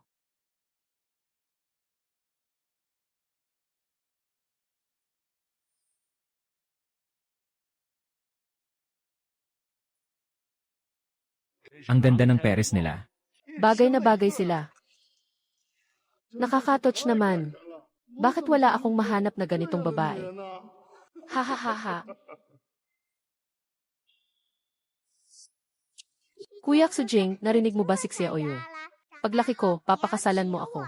CJ, paglaki ni Xia Oyur, magsusuot siya ng pulang damit. At magiging asawa ko. Ha ha ha ha ha. Miss Yu, salamat sa pag-imbita ngayon. Pero, hindi ko ito matatanggap. Oy, pati ang mukha ng armor hero ko, ayaw mo pa ring tanggapin. Ek! Hindi siya basta-bastang nagpadala sa emosyon. Para tanggapin ang proposal ko. Hindi mo ba naisip na may paninindigan siya? Paninindigan, tingin ko hindi niya lang alam ang pinapalampas niya. Lalo tuloy kitang nagustuhan dahil dyan.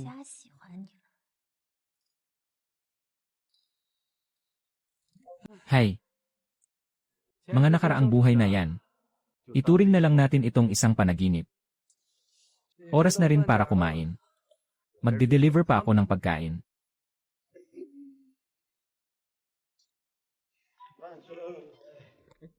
Tara na Jinx, kain na tayo. Teka lang. Naghintay na ang lahat, higit 100 tao tayo dito. Ang galante ng boss natin.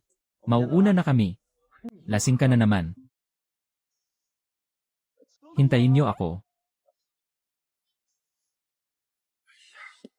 Little Zooge, anong ginagawa mo? Sige, sira ang e-bike ko, hindi na ako makakakain.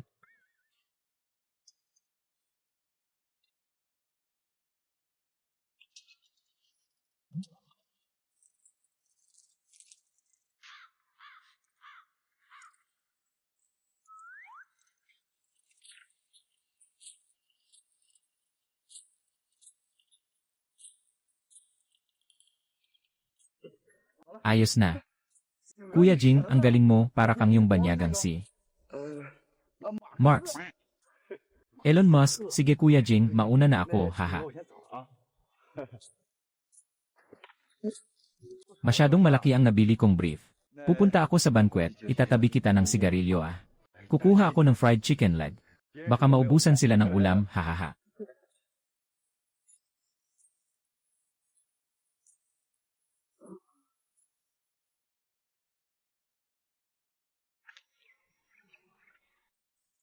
Ang black card ng water broom sa Jinjing Grand Hotel.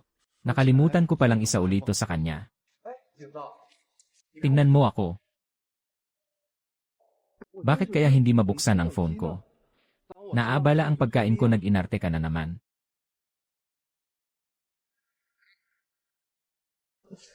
Hay, hindi makakonect sa internet. Hindi makakonect sa internet. Ang cellphone mo, mukha namang walang problema sa signal ah. Baka wala ka ng load. Imposible magpapaload ako sa iba. Huwag na. Nagpapanggap ka pa rin. Uy, salamat, Jing. Ililibre kita sa food spa sa susunod. May foot bath mat ako doon. Halahati lang ang presyo sa akin ng boss, haha. Magsulat ka ng kaunti. Tingnan mo kung paano nanginginig ang kamay mo. Pilay ka na nga. Nanginginig pa ang kamay mo. Hindi mo naiintindihan ang pakinabang ng nanginginig na kamay. Aalis na ako. CJ.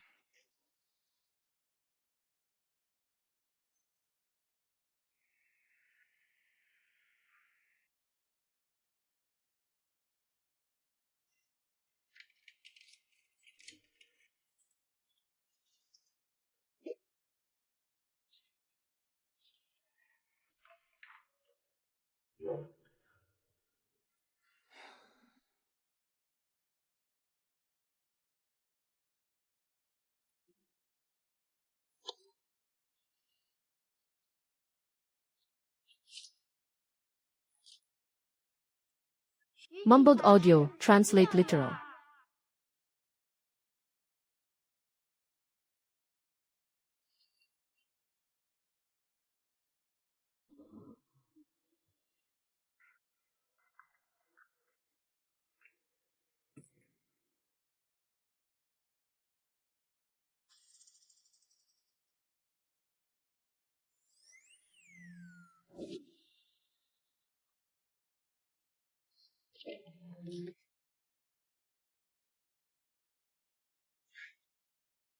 Uy ate, nasan na ang sanggol pagkabata? May notification sa group chat na kumain na sila. Ang bilis naman, tara na, isasama kita roon. Kinansela lang ng customer ang order, kakainin ko muna to tapos alis na ako. Uy, may magandang babae sa baba. Puntahan mo nga. Ayoko may nagsabing magiging billionaire si raw ako. Dapat kong paniwalain ang sarili ko kahit papaano. Sige, kapag naging billionaire siyo ka. Ako naman ang magiging kaibigan ng billionaire siyo. May kaldero sa mukha mo. Sige, aalis na ako. Sabi ng bagong boss, babawasan daw ang sahod kapag hindi sumamay, time in na kita. Isarado mo ang pinto paglabas mo ah. Hindi nag-aaral.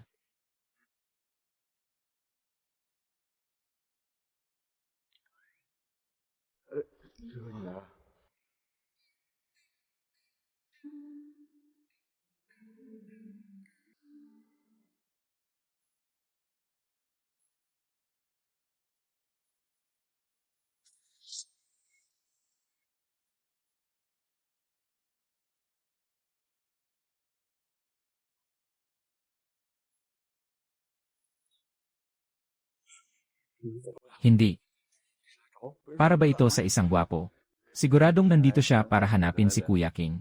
Bakit kasi ang galing ni Kuya Jing? Marunong siyang mag-ayos ng phone at computer. Nakagawa pa ng paraglider para mag-deliver ng pagkain. Si Kuya Jing lang ang nararapat para sa ganyang kagandang babae. Haha, ang bantot nitong dormitory natin. Kahit aso, hindi papasok dito. Nakita ko. Dumaan lang siya, andyan na.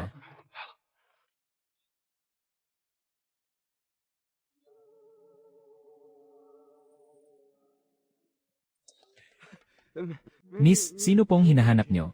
Pwede po bang magtanong nasaan po ang kwarto ni Xujing? Ah, si Xujing po ba? Nasa room 133 po. Salamat sa iyo, Wang Zai. Ah, paano nyo po nalaman ang pangalan ko? Ito ba si Bo Hao? At siya ba si Little Zuge? Kinwento kayo sa akin ni Xujing, sabi niya kayo daw ang pinakamatatalik niyang kaibigan. Talaga? Kinwento ako sa'yo ni Jing.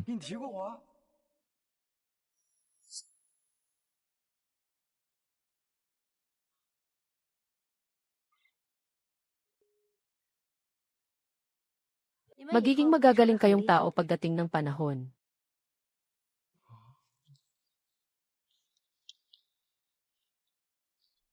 Sabi ko na sa inyo hinahanap talaga niya si Kuya Jing.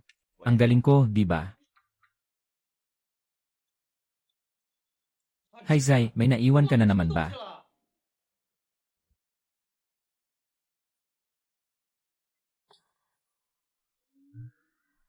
Miss Yu, anong ginagawa mo rito?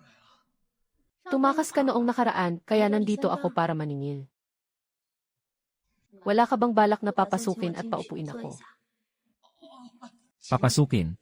Yung black card na binigay mo sa akin noong nakaraan, hindi ko pa naibabalik sa'yo. Hahanapin ko lang.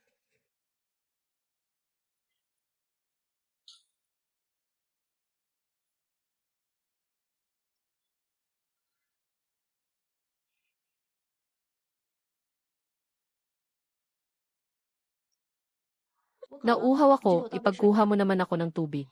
CJ,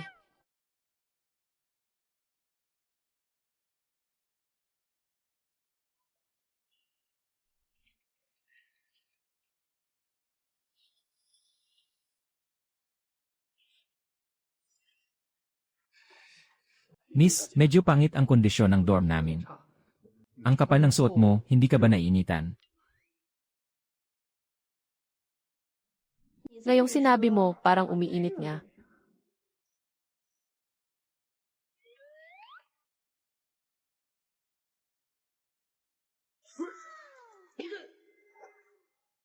Bakit ka masyadong naitense? Night tense, bakit ganyan ang suot mo? Ito ba? Hindi mo ba naisip na medyo mainit sa mata ang kulay pula? Talaga ba? Hindi ba maganda? Maganda. Kung maganda, bakit hindi mo ako tinitingnan? Titignan pa. Bakit mo iniikot ang ulo mo? Ayaw mo ba sa akin? Hindi. Pagpunta mo dito para hanapin ako, bakit yan ang suot mo? Pinapakita ko lang. Hindi mo ba gusto? Kung gusto mo, ako ba ang gusto mo o itong damit ko? Yang tanong mo na yan. Tingin mo ba ako ang maganda?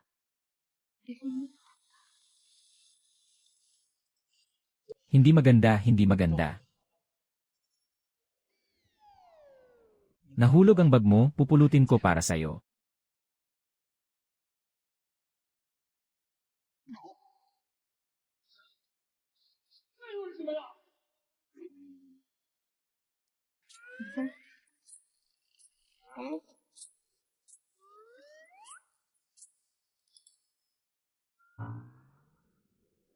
Hindi yata ito nilalagay sa katawan ng tao.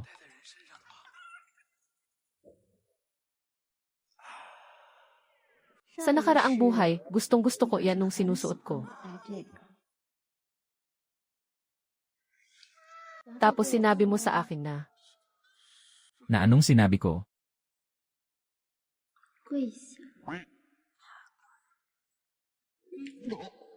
Di teka, hindi ba masyado namang nakakawala ng respeto yan? pero gusto ko yon.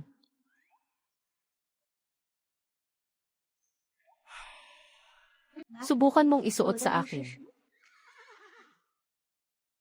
Adju, nandyan ka ba sa loob?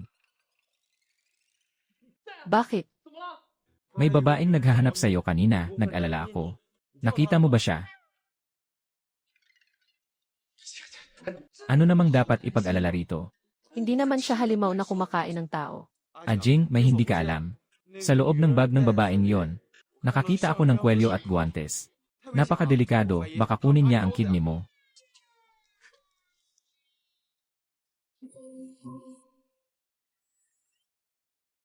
May tao. Walang tao, na malikmata ka lang siguro. Wala naman.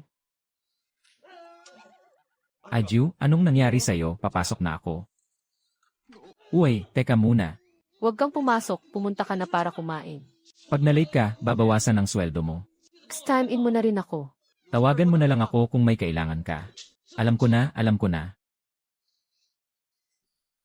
Hua, bakit parang iba ang kinikilos mo ngayon?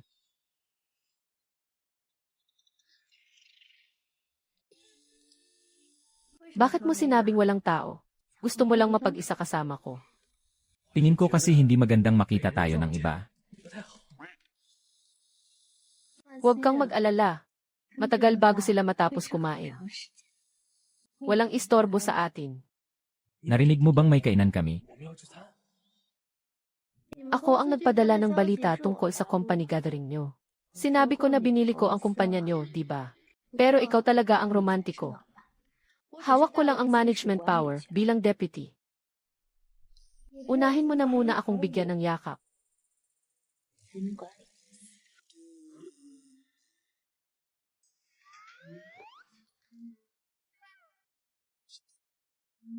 Ano to?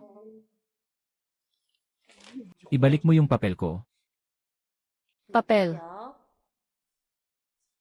Mahalaga ba to sa'yo? Kung talagang galing ka sa nakaraang buhay, at kung talagang kilala mo ako, dapat alam mo kung anong nakasulat dyan. 6 year, tama.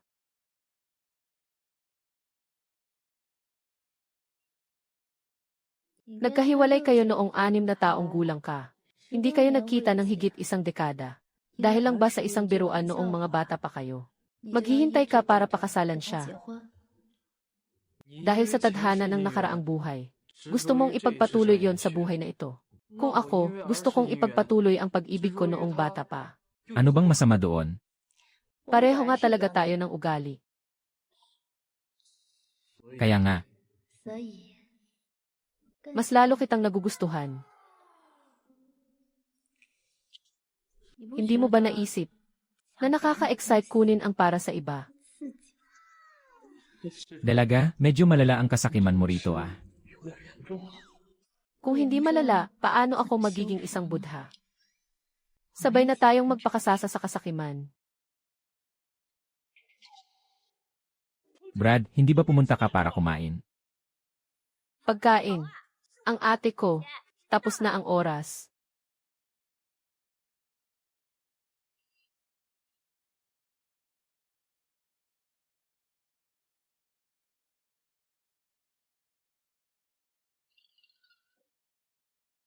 Umuwi ka muna.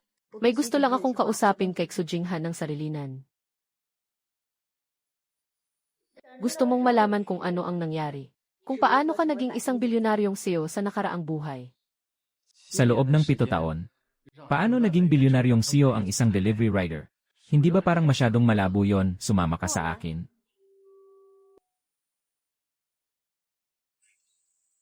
Sa nakaraang buhay, Dito naganap ang pagbabago ng landas ng buhay mo. Sa Nanfo Temple. Dahil sa labis na pagtitiwala mo sa tatay mo. Kaya ka napunta rito noon sa nakaraang buhay. At ang naging desisyon mo ay pirmahan ang dokumento. Dinala ko na ang pinapakuha mo. Malinaw na ang sinabi ko sa iyo sa telepono. Gusto kong pamunuan mo ang Tsu Group sa hinaharap. Pa, sa wakas handa na kayong bigyan ako ng mahalagang responsibilidad.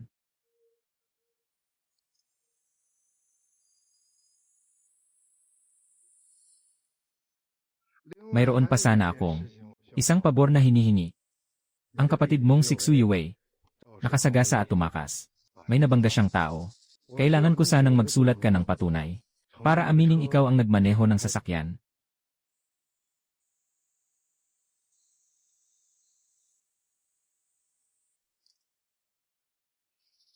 Pag-iisipan ko muna po ito sa pag-uwi. Pirmahan mo na, Xujing. Hindi ba't ito ang pagkakataong hinihintay mo? Ngayong ibinigay na sa'yo ng tatay mo ang kumpanya, hindi mo na siya kailangang pahirapan. Kuya, pakiusap, pirmahan mo na po. Kuya,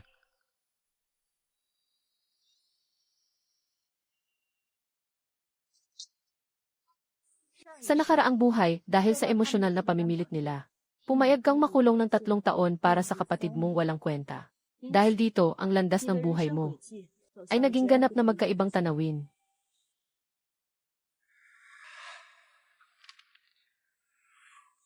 ngunit kahit nakulong ka para kay Xu Yue, Kung naiisip mo na yan, siguradong naiisip din nila yon. Kaya, sumama ka sa akin.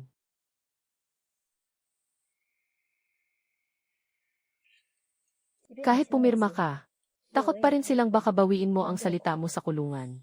Kaya gumawa siya ng isang nakakagulat na desisyon. Nagbayad siya ng tao para sagasaan ka gamit ang sasakyang nakabangga. Para hindi ka na makapalagpa. bago mo maipadala,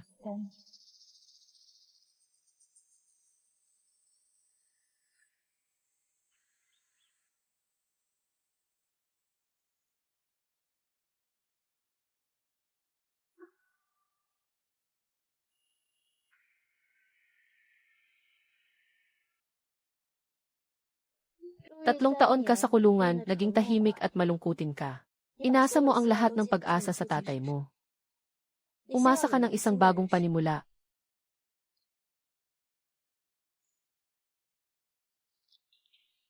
Noong araw na lumabas ka ng kulungan, hindi man lang nagpadala ng susundo sa iyo ang tatay mo. Sa pagiging inosente mo, inakala mo pang nakalimutan lang niya ang oras. Hindi. Ang naghintay sa iyo ay ang 3 kaibigan mong delivery rider. Hinintay ka nila eksakto sa oras na makalabas ka. Naniniwala silang napagbintangan ka lang at hindi mo kayang manigasan ng tao. mga mabubuti silang kapatid. Pero hindi lang ako ang nag-iisip niyan. Ginawa nila iyon dahil ikaw ay hindi aksidente na naging bilyonaryo kang siyo. Kilala ko ang sarili ko. Kung aasa lang sa pakikisama sa mga kapatid, para maging isang bilyonaryong CEO, sana wala nang mahirap sa mundong ito. Hanggang sa oras na ito, hindi mo pa rin alam na si Xu Yue ang bumangga. May kaunting ilusyon ka pa rin. Nainisip mong sapat na ang nakulong ng 3 taon at maputulan ng paa. Akala mo dyan nagtatapos ang pagdurusa. Nakalulungkot.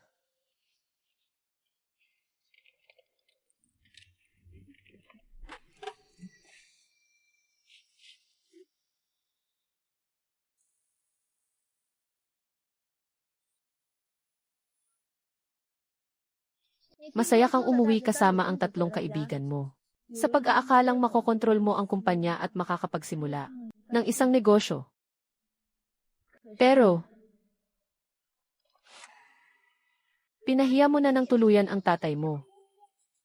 Bakit hindi ka na lang nangamoy delivery rider sa loob ng 3 taon? Bakit? Ako ba ang nakagawa nito? Puntahan mo si Papa, baka sakaling pumayag pa siya. Kuya Jing, anong ibig mong sabihing nag-report para sa akin? Malinaw na ikaw ang nakasagasa sa tao. Hindi ka haharapin ni Papa. Bilisan niya nang umalis dito. Ano nung sinasabi mo? Malinaw na ikaw ang nagbintang kay Kuya King. Huwag na kayong pumasok. Tinatakot niyo ang bata. Takot na takot ako. Akalain mo, Sujing, nagdala ka pa talaga ng mga tutulong para takutin ako. Haha.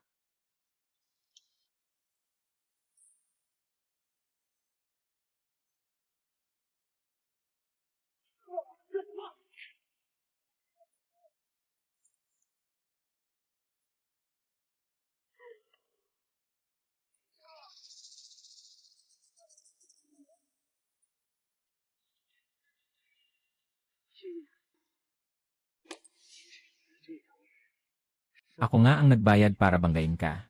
Huwag kang mamatay. Kundi, hindi lang ang isa mo pang buhay ang babanggain ko.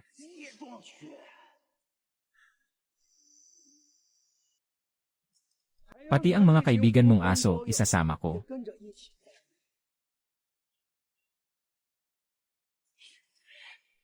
Hayop ka. Maghintay ka lang. Maghintay ka lang. Hihintayin ko, hihintayin ko. Hihintayin ko, sige.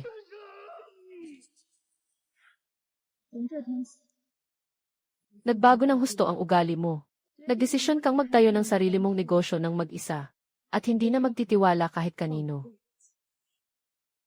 Patay na ang puso, para kang isang dragon na umahon mula sa kailaliman.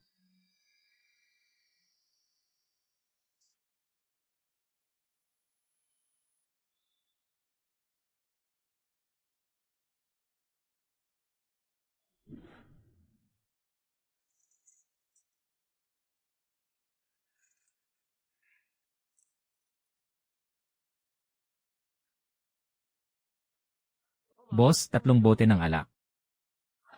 Sa unang taon, nagdesisyon kang gawin ang mga dati mong imbensyon. Naghanap ka ng engineers na gagawa ng blueprint. At itinaya ang lahat. Pero kulang ka sa kapital para makapagsimula. Walang sabi-sabi ang 3 kaibigan mo. Ibinigay sa iyo ang lahat ng naipon nila mula sa pagde-deliver ng pagkain sa loob ng 3 taon. Ibinigay lahat sa iyo. Kaya naitayo mo ang unang kumpanya mo, ang Dingshen Commodities Wholesale Company.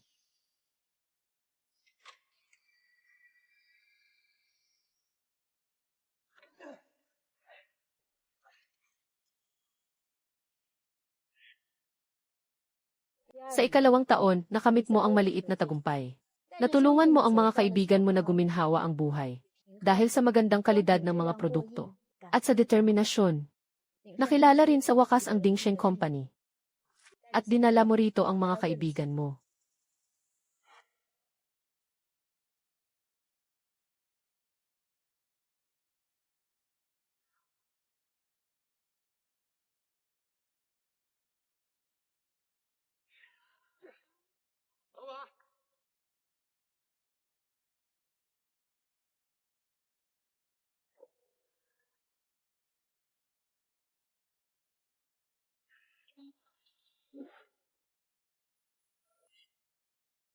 Sa ganitong paraan ng pagsisimula, parang ganito rin ang iniisip kong mangyayari. Magsisimula sa wala kasama ng 3 delivery rider. Isang alamat ng pag-ahon. Naging ganyan ba kadali ang lahat? Siyempre, hindi. ₱1,000,000 pa lang yan. Para maging bilyonaryo. Siguradong dadaan ka sa ilang mga pagkabigo.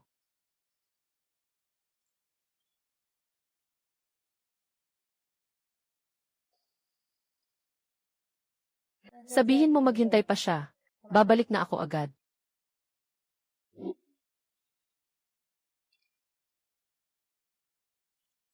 May kailangan ka bang asikasuhin? Hindi yon importante ang makaupo rito sa loob ng sasakyan. At magkwento sa'yo tungkol sa nakaraang buhay. Ang pakiramdam na to. Medyo nakakamangha. Ang makinig sa mga kwento mo tungkol sa hinaharap ko ay mas nakakamangha. Malapit nang matapos. Sa ikatlong taon, dahil sa mabilis na paglago ng kumpanya, Nakatanggap ka ng panggigipit mula sa mga puwersa ng Jiangsu. At malubhang napinsala ang kumpanya. Ang wholesale business ng mga maliliit na produkto ay napilitang magsara. Nang pumasok ka sa teknolohiya, ay nagbukas naman ito ng panibagong mundo para sa iyo. Ginamit mo ang lahat ng imbensyon mo.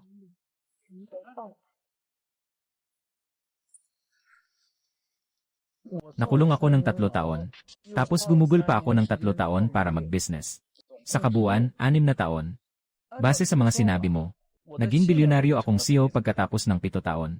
E di ito na ang pinakahuling hakbang. Tama. Esan, Di ba sabi mo asawa kita sa nakaraang buhay?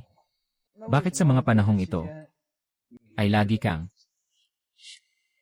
dahil ang pagkikita natin ay isang mahalaga at kinakailangang kapalaran.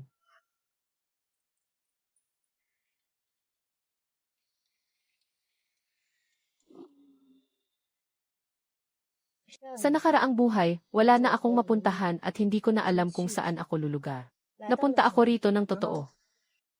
sinabi mo bang wala ka nang mapuntahan? Sa loob ng taong ito, nagawa kitang maging isang bilyonaryong CEO.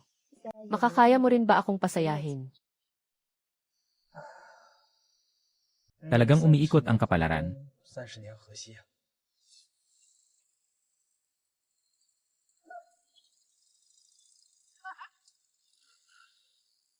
Uy, mag-isa ka lang. Uy Boss Bao, hindi ka pinapansin ng chicks ah.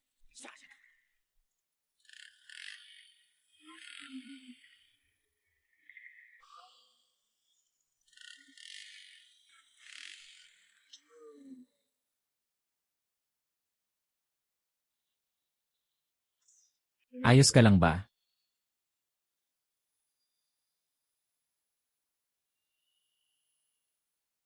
Lumayas na kayo rito. Ano bang problema mo ah? Sabi ko lumayas ka. Tingnan mo nga yang mukha mo. Maghintay ka lang. Ngayon lang tayo unang nagkita. Dahil niligtas kita. Totoong iniligtas mo ako. Pero hindi ito ang unang pagkikita natin. Matagal na tayong magkakilala. Si Bao Ziba ang inutusan ni Wei para banggain ako. Paandarin mo na.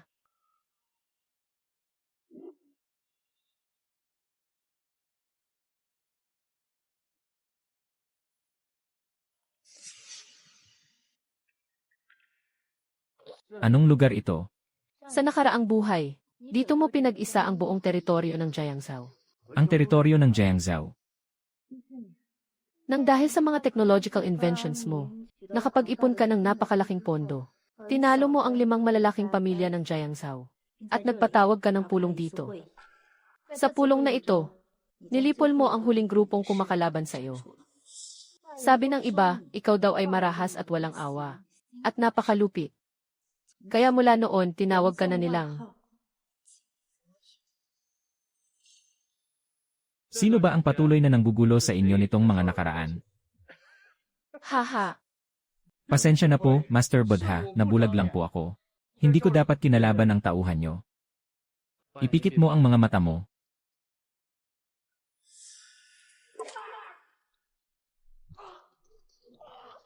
Master Bodha, ang pagtrato mo ng ganito. Sa mga tauhan ko ay hindi tama, Qiangkun. Sinabi mo noon tungkol kina Xu Yuwei at Su Jing, na pinagtangkaan ko ng masama. Ikaw ang may gawa noon. Inutusan ka ni Xu Yuwei na maghanap ng taong babangga sa akin. Itong binti ko. Dahil doon kaya ito napilay.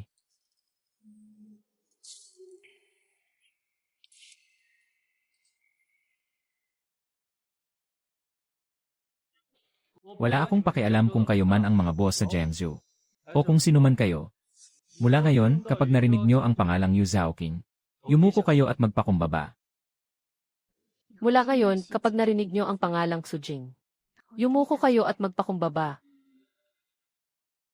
Ito ang naging kwento mo sa nakaraang buhay. Kung paano ka naging Master Jing Bodha. Napakagandang kwento ah. Kung lahat ay mangyayari ayon sa itinakdang landas, bakit ka bumalik para sa akin? Dahil para sa akin, napakaalamat na ng ganitong buhay. Pinakialaman mo ang karma. Baka hindi ka na maging Master Jing Bodha. Natatakot ako na baka mabigo kita. Huwag mong masamain. Hindi kita sinisisi. Natatakot lang ako na baka hindi ako maging kasing lakas ng inaasahan mo. At baka mabigo ko ang mga inaasahan mo. Wala akong inaasahan sa'yo. Wala akong inaasahan sa'yo. At ayaw ko ring maging iba kang tao.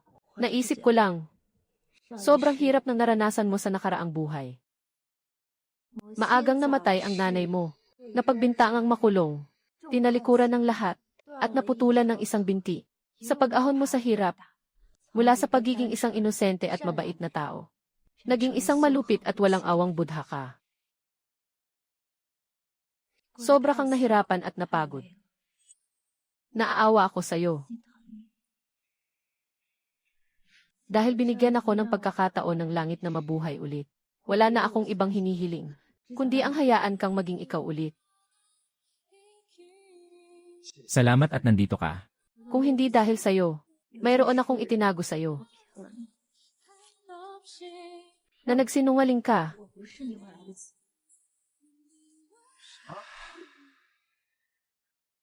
Hindi ako ang magiging asawa mo.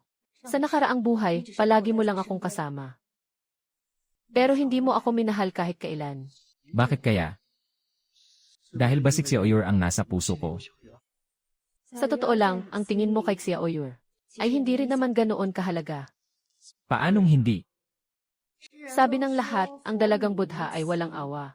Pero kung ikukumpara sa'yo sa nakaraang buhay, wala lang yun. Ikaw ang talagang walang awa.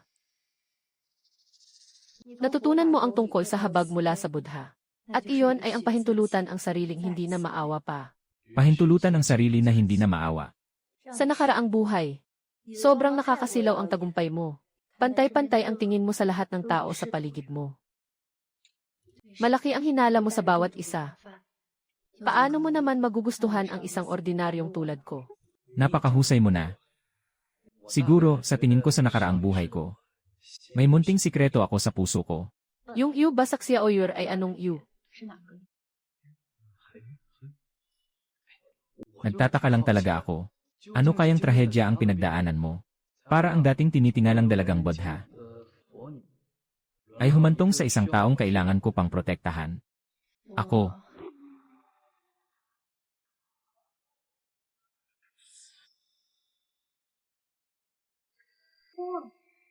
Ang dami mo nang nagawa sa Jiangsu.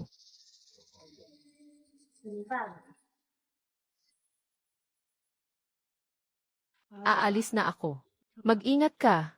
Saan ka pupunta? Mag-ingat ka, may tao. Mag-ingat ka. Naging mabuti na sa'yo ang ate ko. Hanggang dito na lang, huwag ka nang maging sakin.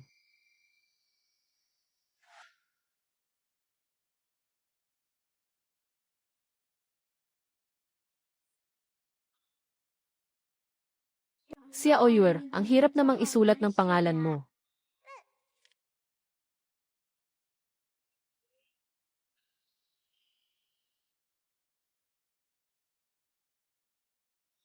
Kuya Xujing, kung mahirap, wag mo nang isulat ang Yu sa Xiaoyur ay hindi sa isda.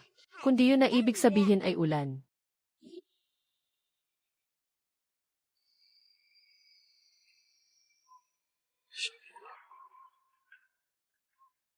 Xiaoyur. Huwag ka nang sumigaw, umalis na siya. Tatanungin sana kita. Naging weirdo ang ate ko lately. Parang naging ibang tao siya.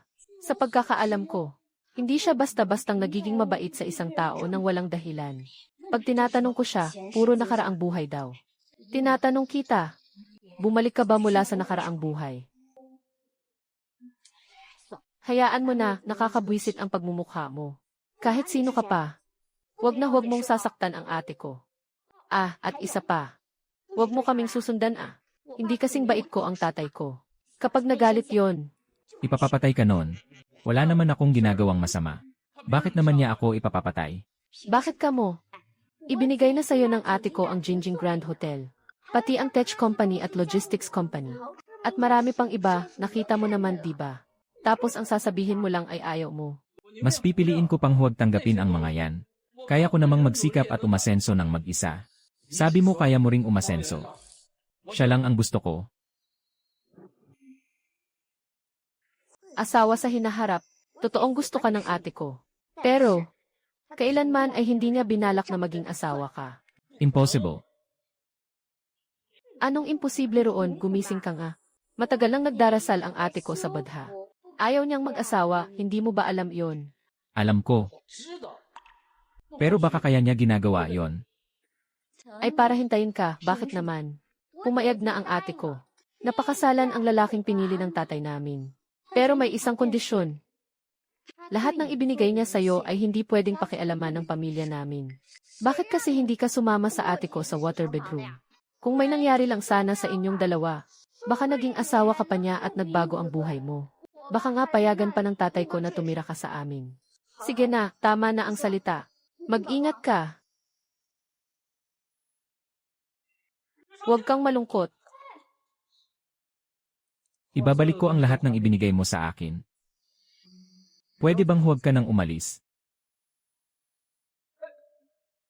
Hindi pwede.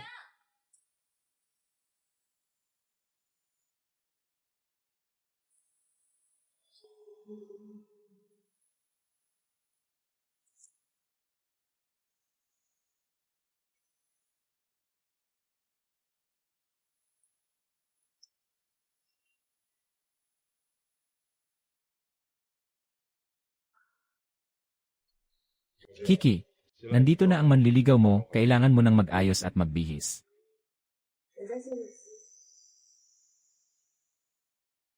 Ayokong magpakasal.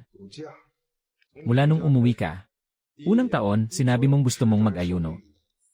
Pumayag ako. Ikalawang taon, sinabi mong kailangan mo pa ng 1 taon para matapos ang pagdarasal mo. At tinanggihan mo ang lahat ng manliligaw galing sa kapital. Hinayaan ko rin yon. Pero ngayong 7th taon na. At mismong araw ng kasal mo, sasabihin mo sa aking panahon mo ng pag-aayuno. Panahon ng pag-aayuno ay panahon ng pag-aayuno. Kung lalabagin ko ang utos, magsasabit ako ng puting tela sa pinto natin ngayon din. Ayos lang kung ayaw mong magpakasal. Basta yung mga manliligaw na dumating ngayon.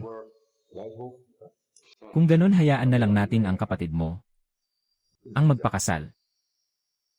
Talaga. Mula pagkabata, ay responsable na ang kapatid ko sa mga lalaki. At gusto mong siya ang pumalit sa akin. Wala na akong ibang magagawa. Natatandaan ko noong nakaraan. May binanggit kang na kaya niyang gawin lahat. Naiintindihan ko naman yon. Kung ayaw magpakasal ng ate mo, siguradong sa'yo mapupunta ang responsibilidad. Ikaw, kundi habang buhay siyang mag-iisa. Binitawan ko na ang lahat.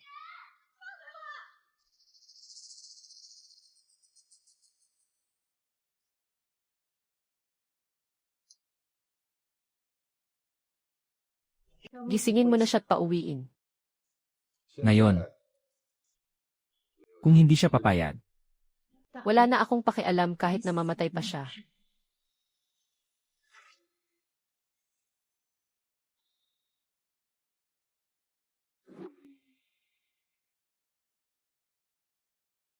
Batay sa takbo ng mga pangyayari. Para mapabagal ng tatay ang mga plano. dati pa man, Wala na akong kakayahang baguhin ang realidad. Kaya naman, mas mabuti pang ganito na lang ang takbo. si Aoking, huwag ka munang magmadaling magbihis. Tingnan mo muna ang manliligaw mo. Manliligaw. Ikaw yon. Ma, wala na akong kinalaman dito. Aalis na ako eh. Teka lang. Paano kung ayaw magpakasal ng ate mo? Ikaw pa rin ang sasalo sa kanya. Pa, ayokong magpakasal. Sabi mo papayagan mo akong maging single habang buhay ah. Nakadepende yan sa ate mo. Tayong pamilya Yu ay may 2 lang anak na babae. Kung pareho kayong ayaw magpakasal, paano na ang mga proyekto natin? Gusto niyo lang naman makipag-alyansa sa makapangyarihang pamilya. Ek, hindi pwede. Hindi ko hahayaang maagrabyado ka. Kiki ah, sigurado akong manlalaki ang mata mo pag nakita mo ang mga manliligaw. Totoong umalis na siya.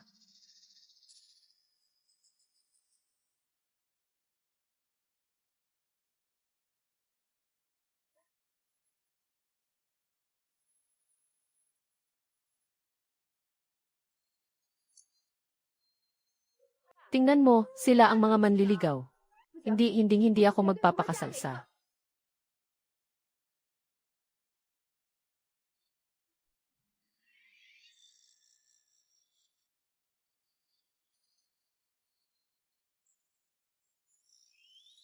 Labindalawa.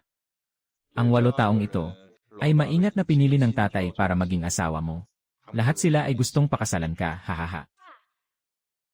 Ma, sa standards ng ate mo, dapat 18 silang pagpipilian.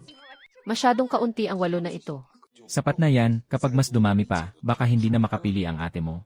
Pa, palagi po kayong maingat at kalmado sa mga ginagawa nyo. Ano bang nangyayari sa inyo ngayon?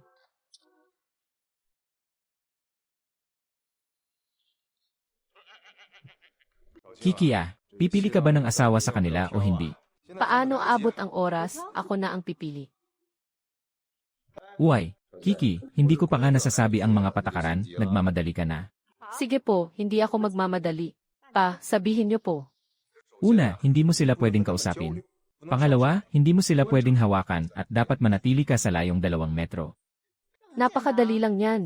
At saka, mayroon ka lang 3 pagkakataon.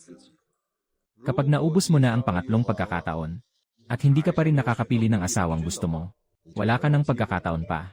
At ako na ang magpapasya para sa'yo. 3 pagkakataon.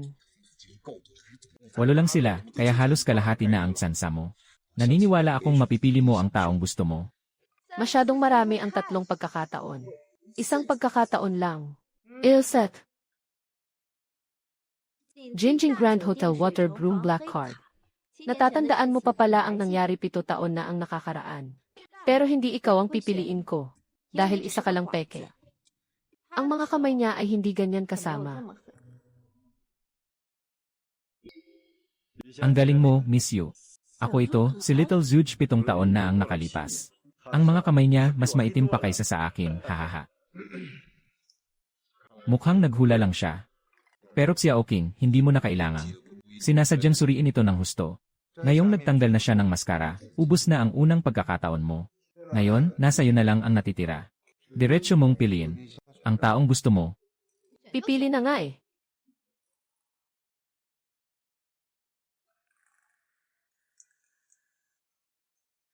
Ikaw ang pipiliin ko. Ang ideyang ito ba na pagpili ng mapapangasawa ay ideya mo? O ideya ng tatay ko? Natuwa ako, gustong-gusto ko ito. Ilabas mo na ng mabilis yang nasa likod mo. Pagkatapos ay pwede mo nang tanggalin ang maskara mo. Hindi maganda, ikaw pala. Miss Yu, hindi naman siya pilay. Hindi ko rin maintindihan kung bakit ako ang pinili mo. Uy, bakit mo siya pinalo? Dahil pinahirapan niya ang ate ko. Paano kung hindi siya makapili at ako ang napilitang magpakasal? Dalawag ni Miss, kung ulitin niyo pa po. Lumayas ka na rito. Huwag mong hintayin baliin ko iyang binti mo. Kiki mayroon ka na lang huling 1 pagkakataon ngayon. Kung hindi ka pa rin makakapili ng tama, huwag mong sisihin ang tatay mo sa pagiging hindi makatwiran. Sa totoo lang, pakiramdam ko hindi ka naman ganoon kaseryoso. 7 taon lang tayong hindi nagkita. Nakalimutan mo na agad siya. E di paano kung yung tunay na tao sa likod ng maskara na to ay ma-disappoint din sa'yo? Kaya kong piliin. Elnan. Sige, pumili ka na.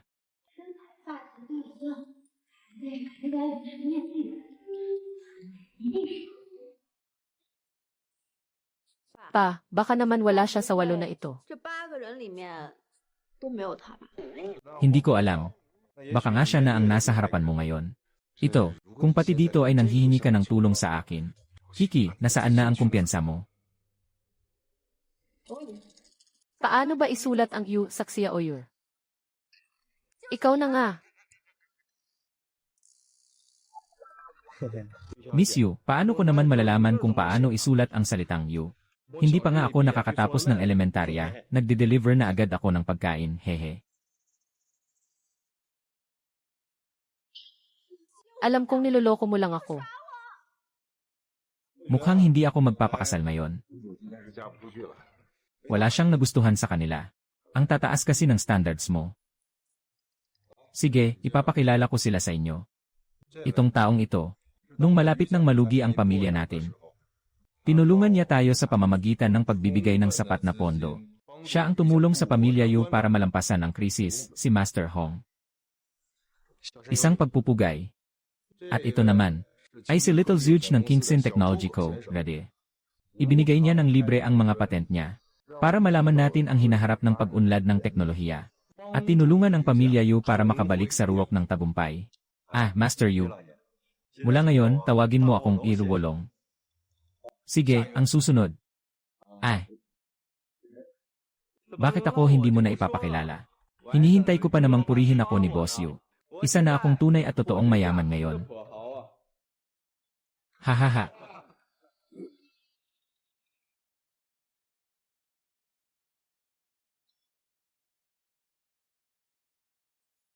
Saan tayo pupunta? Huwag ka nang magtanong. Miss, masyadong malala ang kasakiman mo. Nasayang lang ang 2 buhay na pagdarasal mo. Parang hindi yon maganda. Sino ka ba? Ako si Xujing. Ako'y 30 anyos ngayong taon. Paglipas ng isang araw. Magiging asawa mo na ako. Ang palayaw mo ay Xiaoyur. Hindi ba tama? Sa madaling salita, ako ang mapapangasawa mo. Nagkahiwalay tayo 7 taon na ang nakakaraan dahil sa isang aksidente. Hindi ko akalaing magiging isa akong bilyonaryo siyo. Kahit hindi ko alam kung hanggang saan aabot ang tagumpay mo sa hinaharap. Balang araw ay magkakasama rin tayo. Kaya pakiusap, pakasalan mo na ako at magkaanak na tayo. Ito ang waterbed room sa hotel ko. Sa ngayon, hindi ko pa gusto ang ganitong estilo. Siguro magugustuhan ko rin kapag nasubukan na natin. Ayokong makipag-usap sa'yo. Hindi naman pwede yon. Pinagbintangan ka na ng tatay mo ngayon. Pinaglaruan ka ng kapatid mo gamit ang nakakatuwang laro. At talo ka na sa kanila. At saka, maghihintay ako sa labas sa loob ng kotse. Paano mo na lamang lalabas ako ng galit? Sabi ko nga sa'yo, magkasama tayo noong nakaraang buhay natin. Kung hindi ka man lumabas dahil sa galit pagkatapos ng 15 minuto, ipunin ko na lang ito. Bilang katapusan ng tadhana natin sa buhay na to.